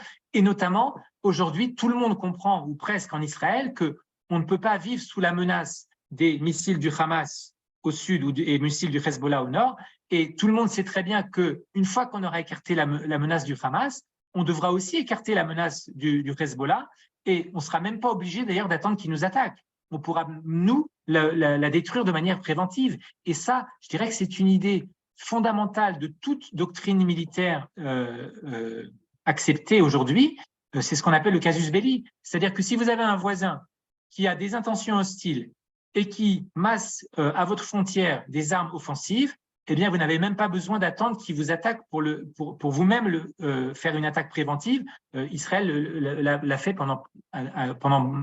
l'a fait très souvent dans son histoire militaire, n'est-ce pas? Eh bien, cette idée tout à fait basique, tout à fait évidente, on l'a oubliée parce que finalement, on s'est habitué à penser que si on était protégé par une technologie très puissante, eh bien, alors on n'avait plus besoin finalement, on pouvait vivre avec la menace des missiles du Hamas et du Hezbollah. Et c'est pas seulement un problème militaire, c'est aussi un problème beaucoup plus profond. Et c'est en ça, je dirais, que l'idée du mur de fer est toujours pertinente. C'est ça qu'elle nous permet de comprendre. Hein. Dans la mesure où on veut dissuader nos ennemis, on ne peut pas les laisser constituer des stocks de missiles et nous menacer même virtuellement, hein, simplement parce qu'on a un moyen technologique de nous protéger. Du point de vue du mur de fer, c'est une aberration totale. Et donc, si je devais imaginer qu'est-ce qu'aurait dit Jabotinsky du dôme d'acier, du Kippa de Barzel, eh bien, je crois qu'il aurait dit tout simplement que c'est l'illustration de quelque chose qu'il avait souvent critiqué, c'est-à-dire une forme d'intelligence juive qui est totalement coupée du bon sens. Hein. Peut-être ce qu'on pourrait appeler de manière un peu simpliste, comme ça, le pile-poule, c'est-à-dire cette façon juive de trouver toutes sortes de solutions, d'hypothèses, de raisonnements très intelligents, mais qui sont un petit peu coupés, qui sont un petit peu hors sol. Et Jabotinsky, il avait une expression tout à fait spéciale. Il disait nous, on a besoin, nous les Juifs, nous avons besoin aussi de ce qu'il appelait le Goyscher Kopf, c'est-à-dire la cervelle du Goy, qui est une expression tout à fait péjorative en yiddish, mais dans la bouche de Jabotinsky, c'était une expression positive. Ça voulait dire, nous les Juifs, nous avons besoin du bon sens des goïms. Et vous savez que il n'était pas le seul dans ce cas-là. Il y a beaucoup de dirigeants sionistes ont trouvé souvent une oreille tout à fait positive et beaucoup plus favorable chez des non-juifs, et notamment par exemple chez des protestants philo-sionistes, que chez les Juifs eux-mêmes. C'est le cas de Herzl lui-même, c'est le cas aussi de Jabotinsky. Et Jabotinsky, qui avait donc cultivé beaucoup de relations d'amitié avec des non-juifs et notamment avec des patriotes, des nationalistes de différents pays européens, dans le cadre de son combat pour les droits des minorités, pour les droits des différentes nations dans l'Empire tsariste, eh bien, il avait donc cette vision positive de l'intelligence des non-juifs. Et donc, c'est pour ça que j'imagine très bien Jabotinsky parler du dôme d'acier en y voyant une illustration de cette forme d'intelligence juive qui finalement, pour résoudre un problème très simple, en tout cas du point de vue conceptuel, si des ennemis amassent des missiles à votre frontière, eh bien, on ne va pas aller les détruire, on ne va pas faire d'attaque préventive, on va simplement inventer un système très intelligent qui fera que les missiles seront détruits en vol. Alors, voilà, peut-être je ferme le sujet du dôme d'acier et je vais peut-être parler un tout petit peu de la barrière de sécurité. Là aussi, est-ce que le mur de fer, est-ce que la barrière intelligente, c'est le mur de fer? Eh bien, malheureusement, aujourd'hui, on sait tous on a tous eu la réponse tragique il y a un mois. On sait tous que ce n'était pas du tout le mur de fer, mais finalement, si on essaie de comprendre un petit peu pourquoi, c'est quoi la différence entre le mur de fer et une barrière intelligente? Le mur de fer, ça ne peut pas être un obstacle physique, ça ne peut pas être une ligne Maginot, ça ne peut pas être la ligne Bar-Lev, et ça ne peut pas être la barrière intelligente, puisque le mur de fer, c'est l'idée que nos ennemis non seulement ne parviendront pas à rentrer sur notre territoire, mais qu'ils n'en auront même plus l'envie, ils n'en auront même plus le désir. Donc, on est à une phase beaucoup plus avancée de la dissuasion. Ce n'est pas seulement protéger nos frontières, ce qui est évidemment déjà un impératif crucial et très important, qu'on a d'ailleurs aussi négligé malheureusement, mais c'est l'impératif finalement de montrer, de faire la démonstration d'une telle force que l'ennemi, finalement, sera neutralisé dans ses ambitions belliqueuses, dans ses ambitions conquérantes. Donc, on en était très loin jusqu'au 7 octobre, et puis, comme dans la Megillat Esther, Nahaforu, tout d'un coup, la situation s'est renversée, et la tragédie qu'on a vécue il y a tout juste un mois, eh bien, elle nous a amené, je dirais, à revoir de manière plus ou moins consciente et plus ou moins délibérée toutes ces fausses conceptions, toutes ces fausses idées qui n'étaient pas du tout le mur de fer. Elles ont été balayées d'un seul coup par l'histoire, et finalement, et c'est sur ce sujet que je voudrais peut-être conclure, eh bien, finalement, on est en train de revenir au mur de fer. Et pourquoi est-ce qu'on est en train de revenir au mur de fer? Eh bien, je dirais que les événements qu'on a vécus il y a un mois, c'était comme une terrible piqûre de rappel, à la fois pour l'État d'Israël, pour son armée, pour ses dirigeants, et aussi pour le peuple israélien, et même pour le peuple juif dans son ensemble. Et tout d'un coup, on a été rappelé, on a été ramené à cette réalité très difficile de l'existence du peuple juif, qui nous a accompagnés pendant toute notre histoire. Et c'est frappant d'ailleurs de lire le Sefer Bereshit, la Genèse, pendant ces semaines qu'on vient de vivre, parce qu'on a l'impression que ça nous parle aussi de ce qu'on vit aujourd'hui. Je dirais que tout d'un coup, on se rend compte que l'existence juive est toujours précaire. Et le rêve, évidemment, des pères fondateurs du sionisme, et surtout de Jabotinsky, c'était de mettre fin à cette précarité, mais quelque part, ce rêve, il n'est pas entièrement réalisable. Mais ça, c'est peut-être un sujet, je ne veux pas déborder sur un autre sujet, mais en tout cas, je dirais que l'impératif du mur de fer, c'est un impératif qui n'est peut-être pas entièrement réalisable, mais qui doit toujours rester comme un idéal devant nous. Et il faut surtout ne jamais perdre de vue cet idéal, ne jamais croire que ça y est, on est arrivé à la sécurité entière et absolue et qu'on peut se reposer sur nos lauriers. Je dirais que ce qu'on a vécu depuis un mois, ça nous rappelle à la fois le prix que nous devons payer pour assurer notre existence au milieu d'ennemis acharnés barbares, et ça nous fait comprendre aussi le lourd tribut qu'on doit payer pour avoir un État, celui qu'ont payé nos soldats, celui que payent les familles de nos soldats, mais ça nous rappelle aussi le prix à payer par les Juifs lorsqu'ils n'ont pas d'État et pas d'armée. Et de ce point de vue-là, le sionisme de Jabotinsky, qui est le sionisme de Herzl, avec en plus la dimension militaire que Herzl n'avait pas du tout envisagée, eh bien, il est, je dirais, non seulement il est d'actualité, d'une actualité brûlante, mais il est cruellement d'actualité. Je dirais que pour tous ceux qui avaient cru pendant des décennies que le sionisme, c'était quelque chose de passé, que ça y est, l'État d'Israël existait, donc le sionisme, ça relevait uniquement de l'histoire, eh bien, on a reçu un cruel démenti. Le sionisme, non seulement il est d'actualité, mais il est d'une actualité, ça doit être aujourd'hui l'impératif de tous les Juifs dans le monde entier, c'est de réaliser l'idéal sioniste, c'est-à-dire de donner aux Juifs en Israël, en dehors d'Israël, les moyens de se défendre. Et pour conclure sur une note optimiste, je dirais que la deuxième leçon des événements tragiques que nous avons vécus, c'est que même si nous avons failli, même si nous nous sommes endormis sur nos lauriers et si nous sommes endormis pendant la garde, comme on dit en hébreu, eh bien, le réveil terrible, lui, il a été très rapide et il a été sans aucune hésitation.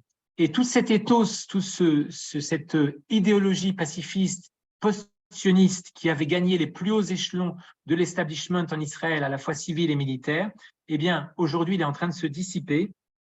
Et finalement, ce qu'on voit ces jours-ci, les quelques images qui nous parviennent de la bande de Gaza, c'est, je dirais, c'est une armée qui se bat avec la même ardeur qu'en 1948, c'est-à-dire une armée le dos au mur qui sait qu'elle se bat pour notre existence et pas pour autre chose. Hein. Et de ce point de vue-là, je dirais que la révolution du sionisme et du sionisme de Jabotinsky en particulier, eh bien, elle a réussi parce que même si nous avons failli, même si nous sommes faillibles et si nous sommes capables de commettre des erreurs tragiques qui nous coûtent très cher, eh bien, malgré tout, le nouveau juif que Jabotinsky appelait de ses voeux, eh bien, il est bien là.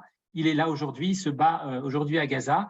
Et l'exemple que nous donnent aujourd'hui les soldats qui sont à Gaza, c'est tout à fait conforme à cet idéal du nouveau juif que Jabotinsky avait évoqué dans le Shir Betar, quand il disait « Par le sang et par la sueur s'élèvera une race fière, noble et cruelle. » Et oui, effectivement, les soldats d'Israël aujourd'hui sont fiers, ils sont nobles, ils sont peut-être pas cruels, mais peut-être qu'ils doivent l'être un petit peu plus aussi.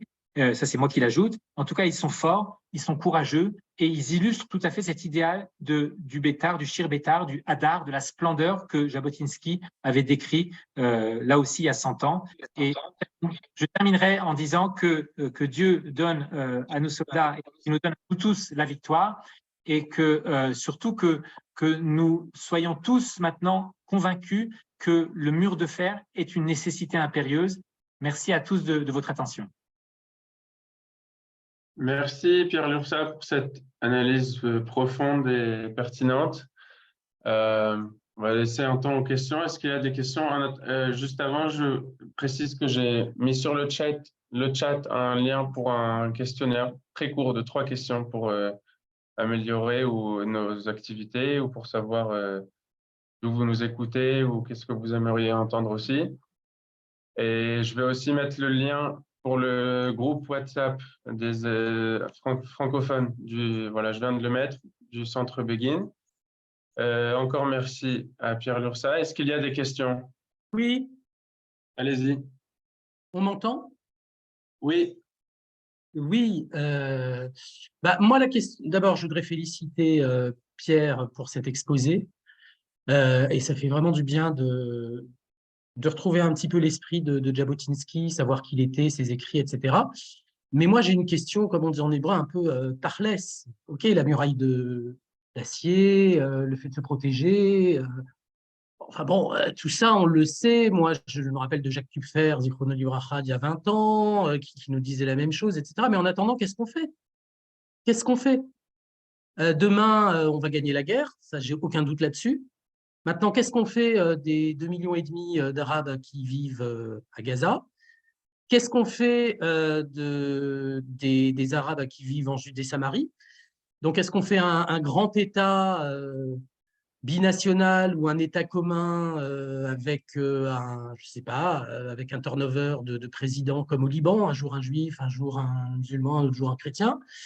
Ou est-ce qu'on déchire le traité de paix avec la Jordanie pour créer un État palestinien dans ce qu'ils appellent justement la Palestine historique, hein, puisque Palestine historique, c'est un nom qui revient très souvent chez les pro-palestiniens. Donc là, pour le coup, la Palestine historique, ça fait partie de la Jordanie. Donc il faudrait déchirer peut-être l'accord de paix avec la Jordanie. Zichrono livracha Yitzhak Shamir, combien il avait raison quand il parlait de délégation jordano-palestinienne. C'est ça qu'il aurait fallu.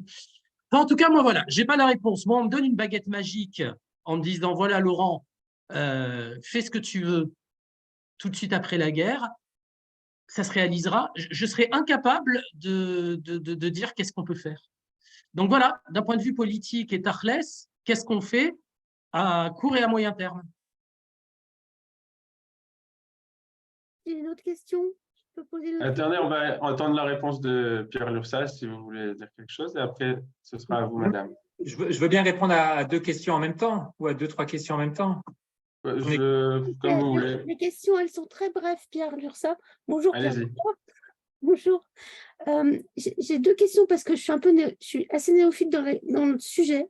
Est-ce que Jabotinsky, à un moment donné, parle des Arabes, de ce qu'il appelle Arabes, en distinguant chrétiens et musulmans dans la région? Parce que l'attitude des uns et des autres me paraît avoir des caractéristiques qui peuvent être complètement différentes. C'était ma première question. J'en avais une autre, mais là, elle m'est sortie de l'esprit. Voilà. Alors, je vais répondre à ces 2 questions. D'abord, pour les chrétiens et les musulmans, à ma connaissance, Jabotinsky n'avait pas fait cette distinction, en tout cas pas dans les textes que je connais et que j'ai traduits, mais évidemment, il a été tellement prolifique que je ne prétends pas connaître tout ce qu'il a écrit, évidemment, loin de là. Mais à ma connaissance, moi, je ne connais pas qu'il ait fait de distinction sur ce sujet. Et comme je vous l'ai dit, pour lui, le conflit n'était pas un conflit religieux, c'était un conflit national. Donc, de ce point de vue-là, arabes chrétiens ou musulmans, c'est la même chose. On sait que les arabes chrétiens sont tout aussi fervents nationalistes, entre guillemets, que les arabes musulmans, même s'ils sont différents, en tout cas du point de vue de leur pratique religieuse et sinon pas du tout la même idéologie. Alors, pour répondre à la première question, je ne vais pas donner de réponse, évidemment, qu'est-ce qu'on fait? Je vais juste dire qu'est-ce qu'on voit déjà. On voit déjà, j'ai dit que une page a été tournée dans l'histoire d'Israël et on voit déjà qu'on revient au mur de fer. J'en donnerai 2 ou 3 exemples. Non seulement on le voit dans les combats à Gaza, on voit qu'il y a beaucoup de pages du code éthique de Tsahal qui sont totalement obsolètes et que plus personne ne réclame leur respect. Tout le monde a bien compris qu'aujourd'hui, les soldats d'Israël se battaient pour vaincre. Et d'ailleurs, même le mot même de victoire, Nitzachon, refait partie du lexique de nos dirigeants politiques, civils et militaires. C'était un mot qu'on avait oublié. On avait dit qu'il était revenu à l'époque de Kochavi, mais il était revenu peut-être 1 ou 2 fois dans un discours, mais aujourd'hui, on entend tous les jours le mot de Nitzachon, on entend le mot de écraser le Hamas. Je ne dis pas que tout est parfait, mais on voit bien qu'il y a un changement dans la Toda, un changement dans la conscience de nous-mêmes, de nos objectifs, de ce qu'on doit faire. Et ça, c'est tout à fait positif, c'est tout à fait dans l'esprit de Jabotinsky. Alors, un autre exemple, c'est par exemple la façon dont Israël aujourd'hui réprime et poursuit toutes les manifestations de soutien au terrorisme, au djihadisme. Dès qu'il y a un Palestinien ou un Arabe israélien, peu importe d'ailleurs, il n'y a aucune distinction à ce sujet, quelqu'un qui fait la moindre expression publique de soutien au terrorisme, y compris sur les réseaux sociaux, eh bien, il tombe sous l'empire de la loi. C'est quelque chose qui peut paraître évident, mais ça n'a pas été appliqué pendant des années. Donc, de ce point de vue-là, effectivement, il y a un changement tout à fait significatif. Et je dirais de manière générale, le changement essentiel, ça ne donne pas la réponse de savoir qu'est-ce qui va se passer après. Je ne prétends pas le savoir et nul ne le sait. Peut-être que les objectifs qui ont été énoncés pour l'opération de Gaza ne sont pas encore assez précis, ne sont pas encore assez… Peut-être, je vais répondre à une autre question qui est beaucoup plus simple pour moi, c'est quel serait l'objectif de la guerre pour Jabotinsky? Ça serait tout simplement, je dirais, de rétablir la souveraineté juive sur Gaza, de restituer, de reconstruire toutes les localités juives qui ont été détruites parce que dans la doctrine sioniste, que ce soit d'ailleurs celle de Jabotinsky, mais même celle de Ben-Gurion, on ne peut pas admettre que l'État d'Israël lui-même s'aborde ses propres habitants et expulse ses propres habitants. Et évidemment, il y a un lien de cause à effet tout à fait évident entre ce qui s'est passé en 2005 et ce qui s'est passé en 2023. Ça aussi, c'était un signe de faiblesse tout à fait flagrant du point de vue des Arabes. Si nous-mêmes, on expulse nos propres habitants, alors ça veut dire qu'on n'a pas de droit sur cette terre. Et de ce point de vue-là, Jabotinsky n'avait aucun doute.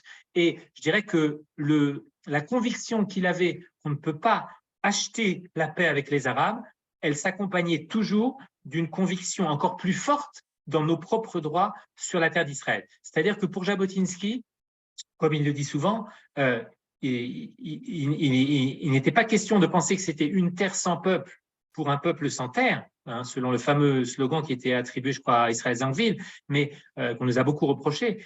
Pour lui, c'était évident que la terre d'Israël n'était pas une terre sans peuple, mais ça ne veut aucunement dire, à ses yeux, qu'on devait la partager avec quiconque. Et de ce point de vue-là, je crois que le texte a été montré en introduction.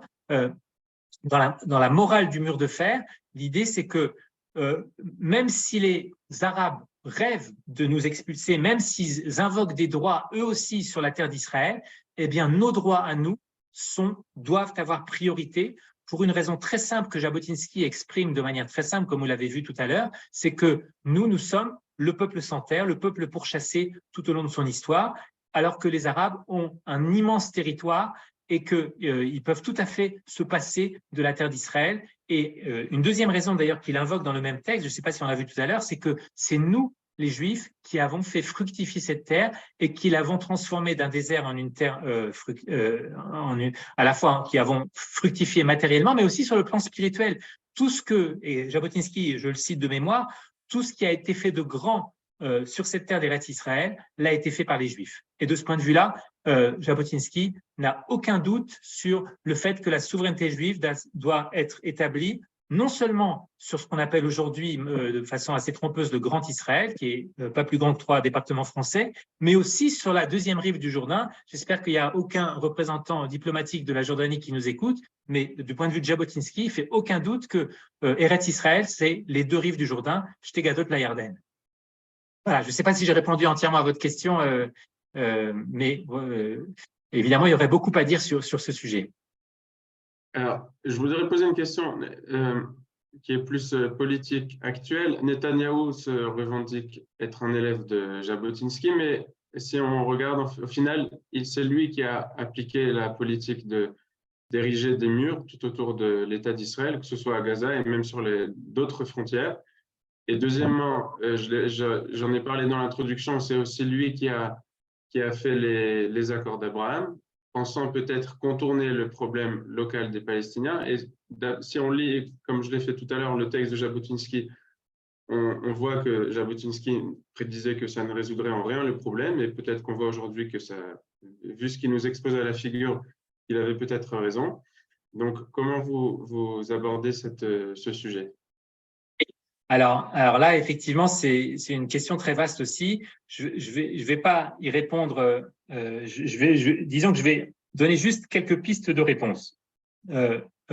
D'abord parce que c'est une question très vaste, et aussi parce que je veux pas faire entendre la moindre critique envers nos dirigeants, puisqu'on est en pleine guerre. Je voudrais juste dire une chose. Quand le moment viendra, quand on aura gagné cette guerre, quand cette page de notre histoire sera déjà en train de se tourner et qu'on en viendra à faire un bilan de la période du gouvernement de Benjamin Netanyahou, eh bien, il faudra peser le pour et le contre. Il faudra voir, moi c'est une question qui m'a souvent d'ailleurs préoccupé, en quoi est-ce qu'il a été un disciple fidèle de Jabotinsky et en quoi il ne l'a pas été. Et je crois que la réponse devrait être nuancée. À mon sens, je dirais que il est évident que chez le Premier ministre Netanyahou, les idées de Jabotinsky sont présentes en arrière-plan, même si elles n'ont pas été suffisamment.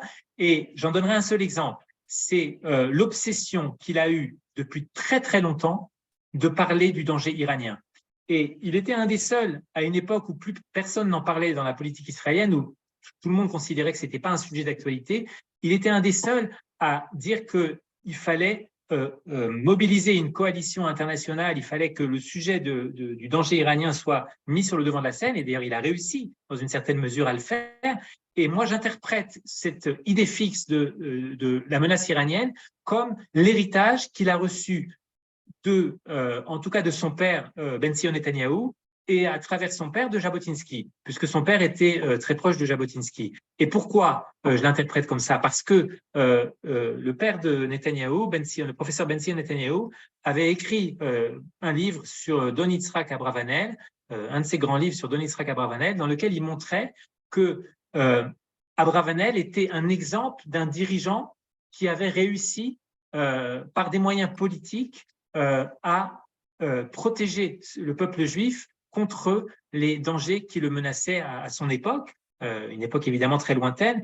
Et donc, il y avait cette idée, vous savez que, pour faire une toute petite parenthèse sur le professeur Ben-Sion Netanyahou, qui est un personnage fascinant, eh bien, c'est un des précurseurs de l'idée du lobby juif américain. En tout cas, un des précurseurs de cette idée que le mouvement sioniste et que l'État d'Israël doit s'appuyer sur doit être présent sur la scène politique américaine et doit trouver des alliés dans les deux partis, dans le parti républicain, dans le parti démocrate.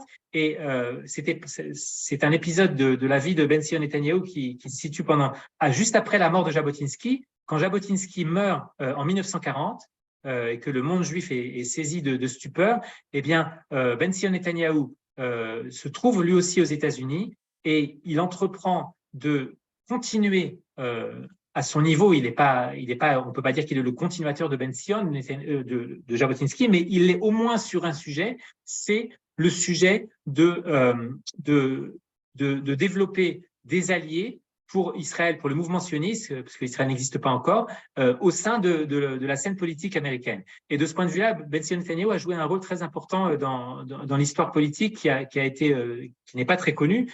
Et donc, à cet égard, je dirais que Netanyahou a bien été le fils de son père et le disciple quelque part de Jabotinsky. Après, sur le sujet du mur de fer, c'est évidemment, il a failli, mais il a failli comme tout le monde, je dirais comme l'ensemble de l'establishment israélien, l'oubli du mur de fer, l'illusion de la barrière de sécurité, c'est malheureusement, ça dépasse de loin une personne ou même un groupe de personnes, c'est une conception qui a été généralement acceptée, qui a été refusée par des personnes isolées qui n'ont pas réussi à faire entendre leur voix. Donc, ça dépasse de très loin la question de Netanyahou. Je n'ai pas répondu à la question sur les pays arabes, qui évidemment est tout à fait intéressante. Est-ce que finalement les accords d'Abraham, est-ce que c'est conforme ou pas aux idées de Jabotinsky? Effectivement, Jabotinsky a dit de manière là aussi prémonitoire, ça ne sert à rien de trouver un accord avec les pays avoisinants si les habitants, si les autochtones eux-mêmes refusent notre présence. Alors on peut y voir une prescience de ce qui s'est passé aujourd'hui, évidemment, c'est un petit peu, effectivement, c'est une interprétation très tentante. Ce qu'on pourrait dire aussi, peut-être une interprétation différente, c'est que le fait de trouver un accord politique avec le fait de conclure les accords d'Abraham n'aurait pas forcément dû s'accompagner de cet aveuglement à l'égard du Hamas. On aurait très bien pu à la fois se protéger, ériger un mur de fer au sens jabotinskien envers le Hamas et conclure les accords d'Abraham. Les deux n'étaient pas contradictoires. Est-ce que je peux poser une question? Oui, madame. Oui, je voudrais savoir, est-ce que vous ne pensez pas que c'est utopique aujourd'hui de penser que les Arabes vont perdre espoir? Moi, j'ai l'impression que c'est plus l'histoire et plus au contraire, ils deviennent de plus en plus avoir espoir de nous chasser, de nous mettre à la mer. Alors, je vais répondre à votre question très intéressante et je vais aussi répondre à une question de Francine Kaufmann qui a été posée, je crois, sur le fil, qui demandait où est-ce qu'on peut trouver les livres de Jabotinsky que j'ai traduits en français. Alors, j'ai traduit 3 petits recueils qui sont dans une collection qui s'appelle La Bibliothèque sioniste et qu'on trouve soit sur Amazon, soit qu'on peut même commander en librairie, puisqu'ils sont aussi publiés sur BOD, Books on Demand. Donc, en principe, vous pouvez les commander dans n'importe quelle librairie de France, n'importe quelle bonne librairie en France. Alors, pour répondre à votre question, madame, effectivement, je dirais le grand choc qu'on a tous ressenti le 7 octobre, au-delà de l'horreur, au-delà du deuil et de la tristesse, c'était finalement de voir notre capacité de dissuasion presque anéantie comme ça du jour au lendemain. D'un seul coup, on s'est dit, mais oui, Nasrallah avait raison, on n'est qu'une toile d'araignée et nos ennemis ont réussi à pénétrer sur notre territoire. Mais comme souvent dans l'histoire juive, eh bien, cette situation s'est renversée en un clin d'œil et le Hamas, qui célébrait sa victoire, a dû déchanter parce qu'on s'est ressaisi aussi vite qu'on avait été pris de surprise. Et de ce point de vue-là, je dirais, il y a aussi un parallèle avec la guerre de Kippour. Et finalement, ce qu'on est en train de vivre aujourd'hui, en tout cas, évidemment, personne ne connaît la fin de l'histoire, mais ce que nous vivons depuis un mois, je dirais, c'est finalement l'État d'Israël, à travers son armée et à travers aussi sa société, son peuple tout entier, qui démontre une capacité de résistance, de résilience et de contre-attaque qu'on n'avait pas vue depuis des décennies. Et de ce point de vue-là, je dirais, c'est la grande nouvelle de cette guerre, c'est que non seulement on est capable de se ressaisir, de montrer notre force, de montrer notre cohésion, de montrer notre unité, mais on est aussi capable d'infliger des coups très lourds à notre ennemi. Et l'ennemi, ce n'est pas seulement Gaza, c'est pas seulement le Hamas, c'est Gaza en tant qu'entité géographique, géopolitique. Et aujourd'hui même, on a vu à la télé israélienne ces images de colonnes d'habitants de Gaza qui brandissent un drapeau blanc. Et pour moi, cette image, elle est symbolique. Ça veut dire que les Arabes de Gaza sont en train de comprendre ce que ça veut dire lorsque Israël se dresse comme Samson. J'avais écrit autrefois un article qui s'appelait Samson enchaîné. Aujourd'hui, Samson se libère de ses chaînes et on est en train de montrer à l'ensemble des Arabes du monde entier qui nous regardent qu'on est capable non seulement de se défendre, de contre-attaquer, et que c'est eux qui vont lever le drapeau blanc. Et on a aussi entendu aujourd'hui dans le discours des Arabes de Gaza un mot qu'on avait cru oublier, qu'on ne croyait qu'aujourd'hui existait que dans la propagande, le mot de Nakba. Eh bien, eux, ils sont en train de penser qu'il y a une deuxième Nakba. Et ça, c'est un signe très positif, parce que ça veut dire que finalement, l'ennemi est en train de comprendre qu'il peut subir une défaite. Et là, on est tout à fait dans la pensée du mur de fer. La dissuasion, c'est aussi d'infliger à l'ennemi une défaite qui n'est pas seulement militaire, mais qui est avant tout psychologique, n'est-ce pas? Et là, on est en train de marquer des coups, de marquer les points. Est-ce que je peux poser une question? Oui, allez-y. Oui, bonjour. Pierre, merci pour cette… Faites court, s'il vous plaît. Oui. Est-ce que vous pouvez développer un petit peu plus le principe de dissuasion quand on est face à un… Parce que le principe de dissuasion, c'est que l'ennemi a peur d'être éliminé. Mais quand vous êtes face à un ennemi de type amalécite qui adore la mort, et comme on le voyait au niveau de la sortie d'Égypte, tous les peuples du monde entier craignaient le peuple d'Israël qui sortait d'Égypte, et pourtant Amalek, qui était loin du peuple d'Israël et qui n'était pas en conflit avec lui, est venu et a attaqué Israël. Donc, qu'en est-il de la dissuasion avec un tel ennemi? Alors, c'est une question très, très vaste qui déborde beaucoup le sujet que j'ai abordé ce soir, mais c'est une question très, très, très intéressante et à mes yeux. Je dirais très rapidement, il y a deux choses. D'une part, il y a le fait que, effectivement, c'est très difficile pour Israël, c'est une des difficultés récurrentes dans le combat d'Israël, notamment à Gaza, mais en général contre le Hamas, contre les Palestiniens en général, c'est comment est-ce que le peuple juif qui sanctifie la vie peut se battre contre un peuple qui sanctifie la mort. Et vous savez que c'est une phrase qui est omniprésente dans le discours arabe et notamment dans le discours islamiste, c'est de dire « nous aimons la mort autant que vous aimez la vie ». Et pourquoi il le répète toujours? C'est une phrase qu'on trouve à la fois chez les dirigeants du Hamas, mais aussi du Hezbollah, et même chez Arafat, je crois. Ça veut dire ils sont conscients que cet amour de la mort est une force, c'est un avantage qu'ils ont sur nous qui aimons la vie. Et effectivement, je dirais c'est une des faiblesses peut-être congénitales d'Israël face à ses ennemis, lorsqu'on affronte des ennemis aussi barbares, aussi cruels, c'est que nous-mêmes, nous sommes un peuple qui sanctifions la vie.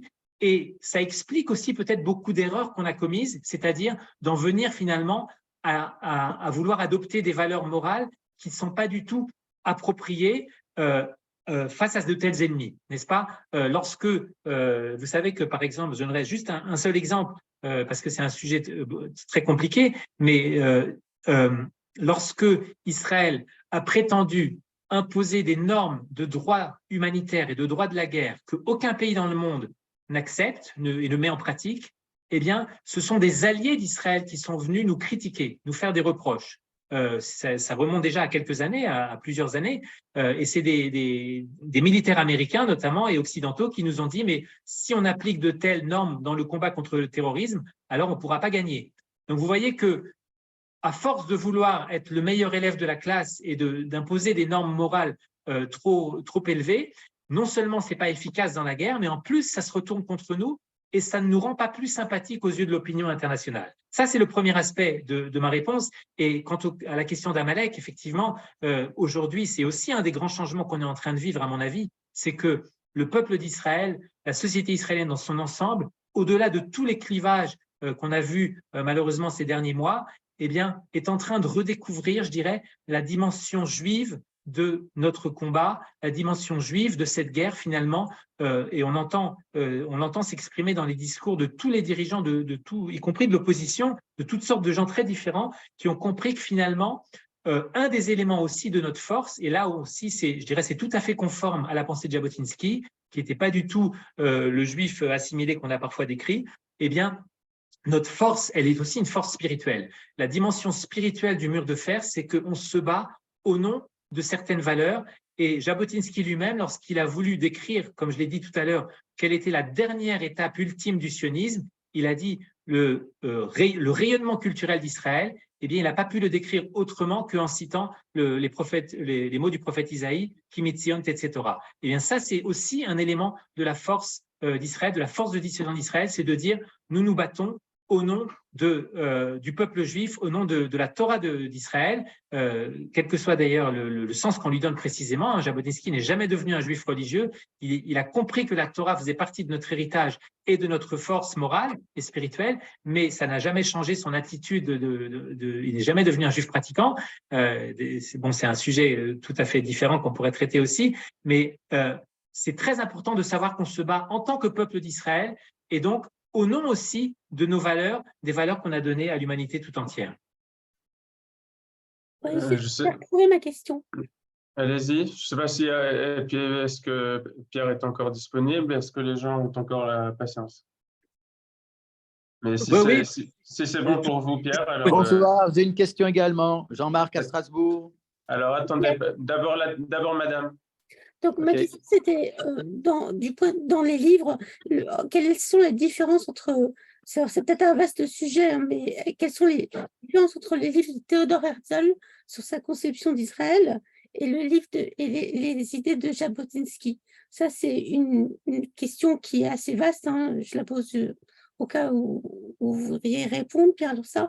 Et puis, mon autre question, c'était donc qui m'est venue en écoutant. Donc, quand Jabotinsky pense que c'est une opposition de nation à nation et que les Juifs ont un droit sur la terre, ça signifie que les Arabes, au sens général, musulmans ou chrétiens ou athées, qui habitaient là, finalement, c'est à la charge de la nation arabe de les reloger quelque part. Voilà, c'est fini. Oui, alors, peut-être, Jean-Marc, si vous voulez poser votre question aussi, je vais répondre aux deux questions en même temps. Bonsoir, Pierre, et félicitations. Vous m'entendez? Oui. Voilà. On vous entend. À propos du mur, non? On vous entend très bien. Non, on ne vous entend plus. Ah. Alors, je vais répondre à la première question sur Herzl et Jabotinsky. Jabotinsky se considérait comme le continuateur du sionisme de Herzl. Et il a été, je dirais qu'il a été de manière tout à fait évidente. En même temps, il a rajouté quelque chose au sionisme de Herzl, c'est-à-dire, comme j'ai dit, la dimension militaire. C'est-à-dire que Herzl, en tant qu'homme du 19e siècle, avait totalement mis de côté la question militaire, pensait que le sionisme pourrait se réaliser par des moyens entièrement pacifiques. quand vous relisez l'État juif ou quand vous relisez le Alt Neuland, Je ne suis pas arrivé à intervenir, Fabien. vous avez l'impression de lire un petit peu un roman de Jules Verne, c'est-à-dire il y a une espèce d'optimisme, de confiance en l'humanité chez Herzl. Évidemment, n'est pas du tout le cas de Jabotinsky, qui lui est un homme de la fin du 19e et surtout du 20e siècle, donc qui lui est tout à fait conscient je dirais, des réalités terribles du 20e siècle. Et notamment, vous savez que Jabotinsky avait eu la prescience de la Shoah. Il fait partie de plusieurs dirigeants sionistes, de plusieurs fondateurs de l'État d'Israël qui ont cette idée d'une catastrophe qui va arriver pour le peuple juif. Donc ça, c'est une des différences avec Herzl, et aussi donc la dimension, évidemment, qui était le sujet que j'ai abordé ce soir, de la dimension militaire du sionisme, qui est, je dirais, le pilier qu'il a rajouté au sionisme politique de Theodor Herzl. Alors, Jean-Marc, on vous entend maintenant? Bah, t'entends? Oui, on vous entend. Posez votre question. Merci. Sinon, sur le chat, éventuellement, parce qu'il y a un problème de… Alors, il y avait une question sur le chat. Est-ce que les changements amorcés que vous avez, positifs que vous avez décrits, est-ce que selon vous, ils vont durer? Eh bien, moi, bien sûr… T'as encore raté, reste là. Allez-y, Pierre. Oui, alors, écoutez, nul n'est prophète en son pays. Moi, je veux pas faire de prédiction, mais simplement, je peux exprimer ma conviction personnelle que les changements qu'on est en train de vivre seront durables pour une simple et bonne raison, c'est que je dirais qu'il y a toutes sortes d'erreurs dans lesquelles on a vécu, dans lesquelles on a été habitué à vivre pendant des décennies, et aujourd'hui, tout le monde s'aperçoit que ce sont des erreurs. Et au-delà des clivages politiques, au-delà du débat politique très virulent, qui d'ailleurs ne s'est pas entièrement apaisé et qui va reprendre dès que la guerre sera terminée, eh bien, il y a des choses qu'on ne pourra plus dire. Et on ne pourra plus, il y a toutes sortes d'idées fausses qu'on ne pourra plus soutenir, qui ne seront plus acceptées par le peuple d'Israël. Et je dirais même, peut-être cet espoir que les choses vont changer, je dirais c'est un espoir que je place personnellement encore plus peut-être dans le peuple israélien, dans la société civile israélienne que dans la classe politique. Et la classe politique sera obligée, elle aussi, de s'adapter, de changer de discours et aussi d'écouter cette volonté très profonde du peuple d'Israël, à la fois de volonté d'union, de nationale, de défense, d'autodéfense. Et donc, oui, je suis assez confiant dans le fait que les changements auxquels on est en train d'assister seront des changements durables et qu'une page positive sera tournée dans l'histoire d'Israël. Monsieur Jean-Marc, faites encore une tentative. Voilà. M'entendez-vous cette fois? Vous m'entendez? Oui. Bon, alors, bravo encore une fois à Pierre. Je viens de lire que le chef d'état-major et le ministre de la Défense souhaitaient intervenir, attaquer le Nord, et que le gouvernement a refusé. La technique du mur de fer est peut-être maintenant intégrée par les militaires, mais le gouvernement, visiblement, n'adhère pas. Merci. Est-ce que vous avez quelque chose à dire là-dessus? Non, moi, je fais confiance. Je dirais que j'ai parlé tout à l'heure de la menace que le Hezbollah faisait peser sur notre frontière nord et du fait que, en appliquant l'idée de mur de fer, eh bien, cette menace, on ne peut pas vivre avec. On ne peut pas vivre avec cette menace. Mais ça ne veut pas dire qu'il faut ouvrir un second front aujourd'hui, immédiatement. De ce point de vue-là, je pense que l'idée qu'on doit régler chaque problème l'un à la suite de l'autre et pas les deux en même temps, elle est tout à fait logique. Et voilà. Voilà, j'en dirai pas plus sur la question. Merci beaucoup, Pierre. Bonsoir. Merci à tous. Alors, j'ai encore peut-être une dernière question, et je vais la faire courte, même si elle va ouvrir un sujet assez vaste. Vous avez dit plutôt que Jabotinsky ne voyait pas le conflit comme un conflit religieux. Et dans ce cas-là, peut-être que, puisque nos ennemis le voient comme un conflit religieux, est-ce que le mur de fer est efficace face au djihad et peut-être qu'il est efficace face à une opposition nationaliste, mais est-ce qu'il est efficace face au djihad et à l'islamisme fondamentaliste? Vous êtes en mute, Pierre. Excusez-moi. Voilà, c'est une question évidemment très profonde et lourde de conséquences. Effectivement, nous-mêmes, quand on dit, et peut-être quand Jabotinsky disait le conflit n'est pas religieux, il avait surtout à l'idée le fait que nous, Juifs, nous nous battions pas en tant que nous n'avions aucun problème religieux avec nos voisins. Et il avait aussi cette idée que lorsque les Arabes habillaient leurs arguments d'une rhétorique religieuse, à ses yeux, c'était un petit peu artificiel. Et de ce point de vue-là, effectivement, on peut dire qu'il est dépassé, que sur ce sujet-là, sur ce point précis qui est crucial, évidemment, peut-être que son discours a vieilli. C'est ce qui est évidemment, 100 ans après, le texte ne peut pas être entièrement pertinent. Et effectivement, c'est beaucoup plus dur, sans doute, d'instaurer une force de dissuasion contre un ennemi qui, lui, est prêt à aller jusqu'au sacrifice suprême. C'est un problème qui n'est pas nouveau dans l'histoire de la guerre, dans l'histoire de la stratégie militaire. Les Américains l'ont rencontré face aux kamikazes à Pearl Harbor. C'est pas nouveau, mais de ce point de vue-là, il ne faut pas oublier que notre ennemi, et c'est peut-être un des points positifs que j'évoquais tout à l'heure, c'est que notre ennemi n'est pas le Hamas, notre ennemi, c'est le territoire de Gaza, et quelque part, je dirais, notre force de dissuasion doit s'exercer vis-à-vis de l'ensemble de la population de Gaza. Et c'est bien ce qu'on est en train d'essayer de faire, en essayant de déplacer, de faire que la population se déplace vers le sud, de faire que la population aussi se désolidarise du Hamas, ce qui n'a rien d'évident, parce que a priori, elle est plutôt assez… en tout cas, du point de vue idéologique, ils n'en sont pas très loin, mais il y a quand même cette animosité que Israël peut développer par toutes sortes de moyens, notamment en révélant l'opulence dans laquelle vivent les chefs du Hamas, y compris et notamment ceux qui sont au Qatar, ceux qui sont en dehors de la bande de Gaza. Et de ce point de vue-là, il y a beaucoup de choses à faire pour finalement montrer aux habitants de Gaza qu'ils n'ont aucun intérêt à rester solidaires du Hamas. Et donc, je dirais, la capacité de dissuasion, même si elle est plus difficile à exercer, même si le mur de fer est plus difficile face à un ennemi fondamentaliste qui a un discours religieux radical, eh bien, elle n'est pas entièrement impossible.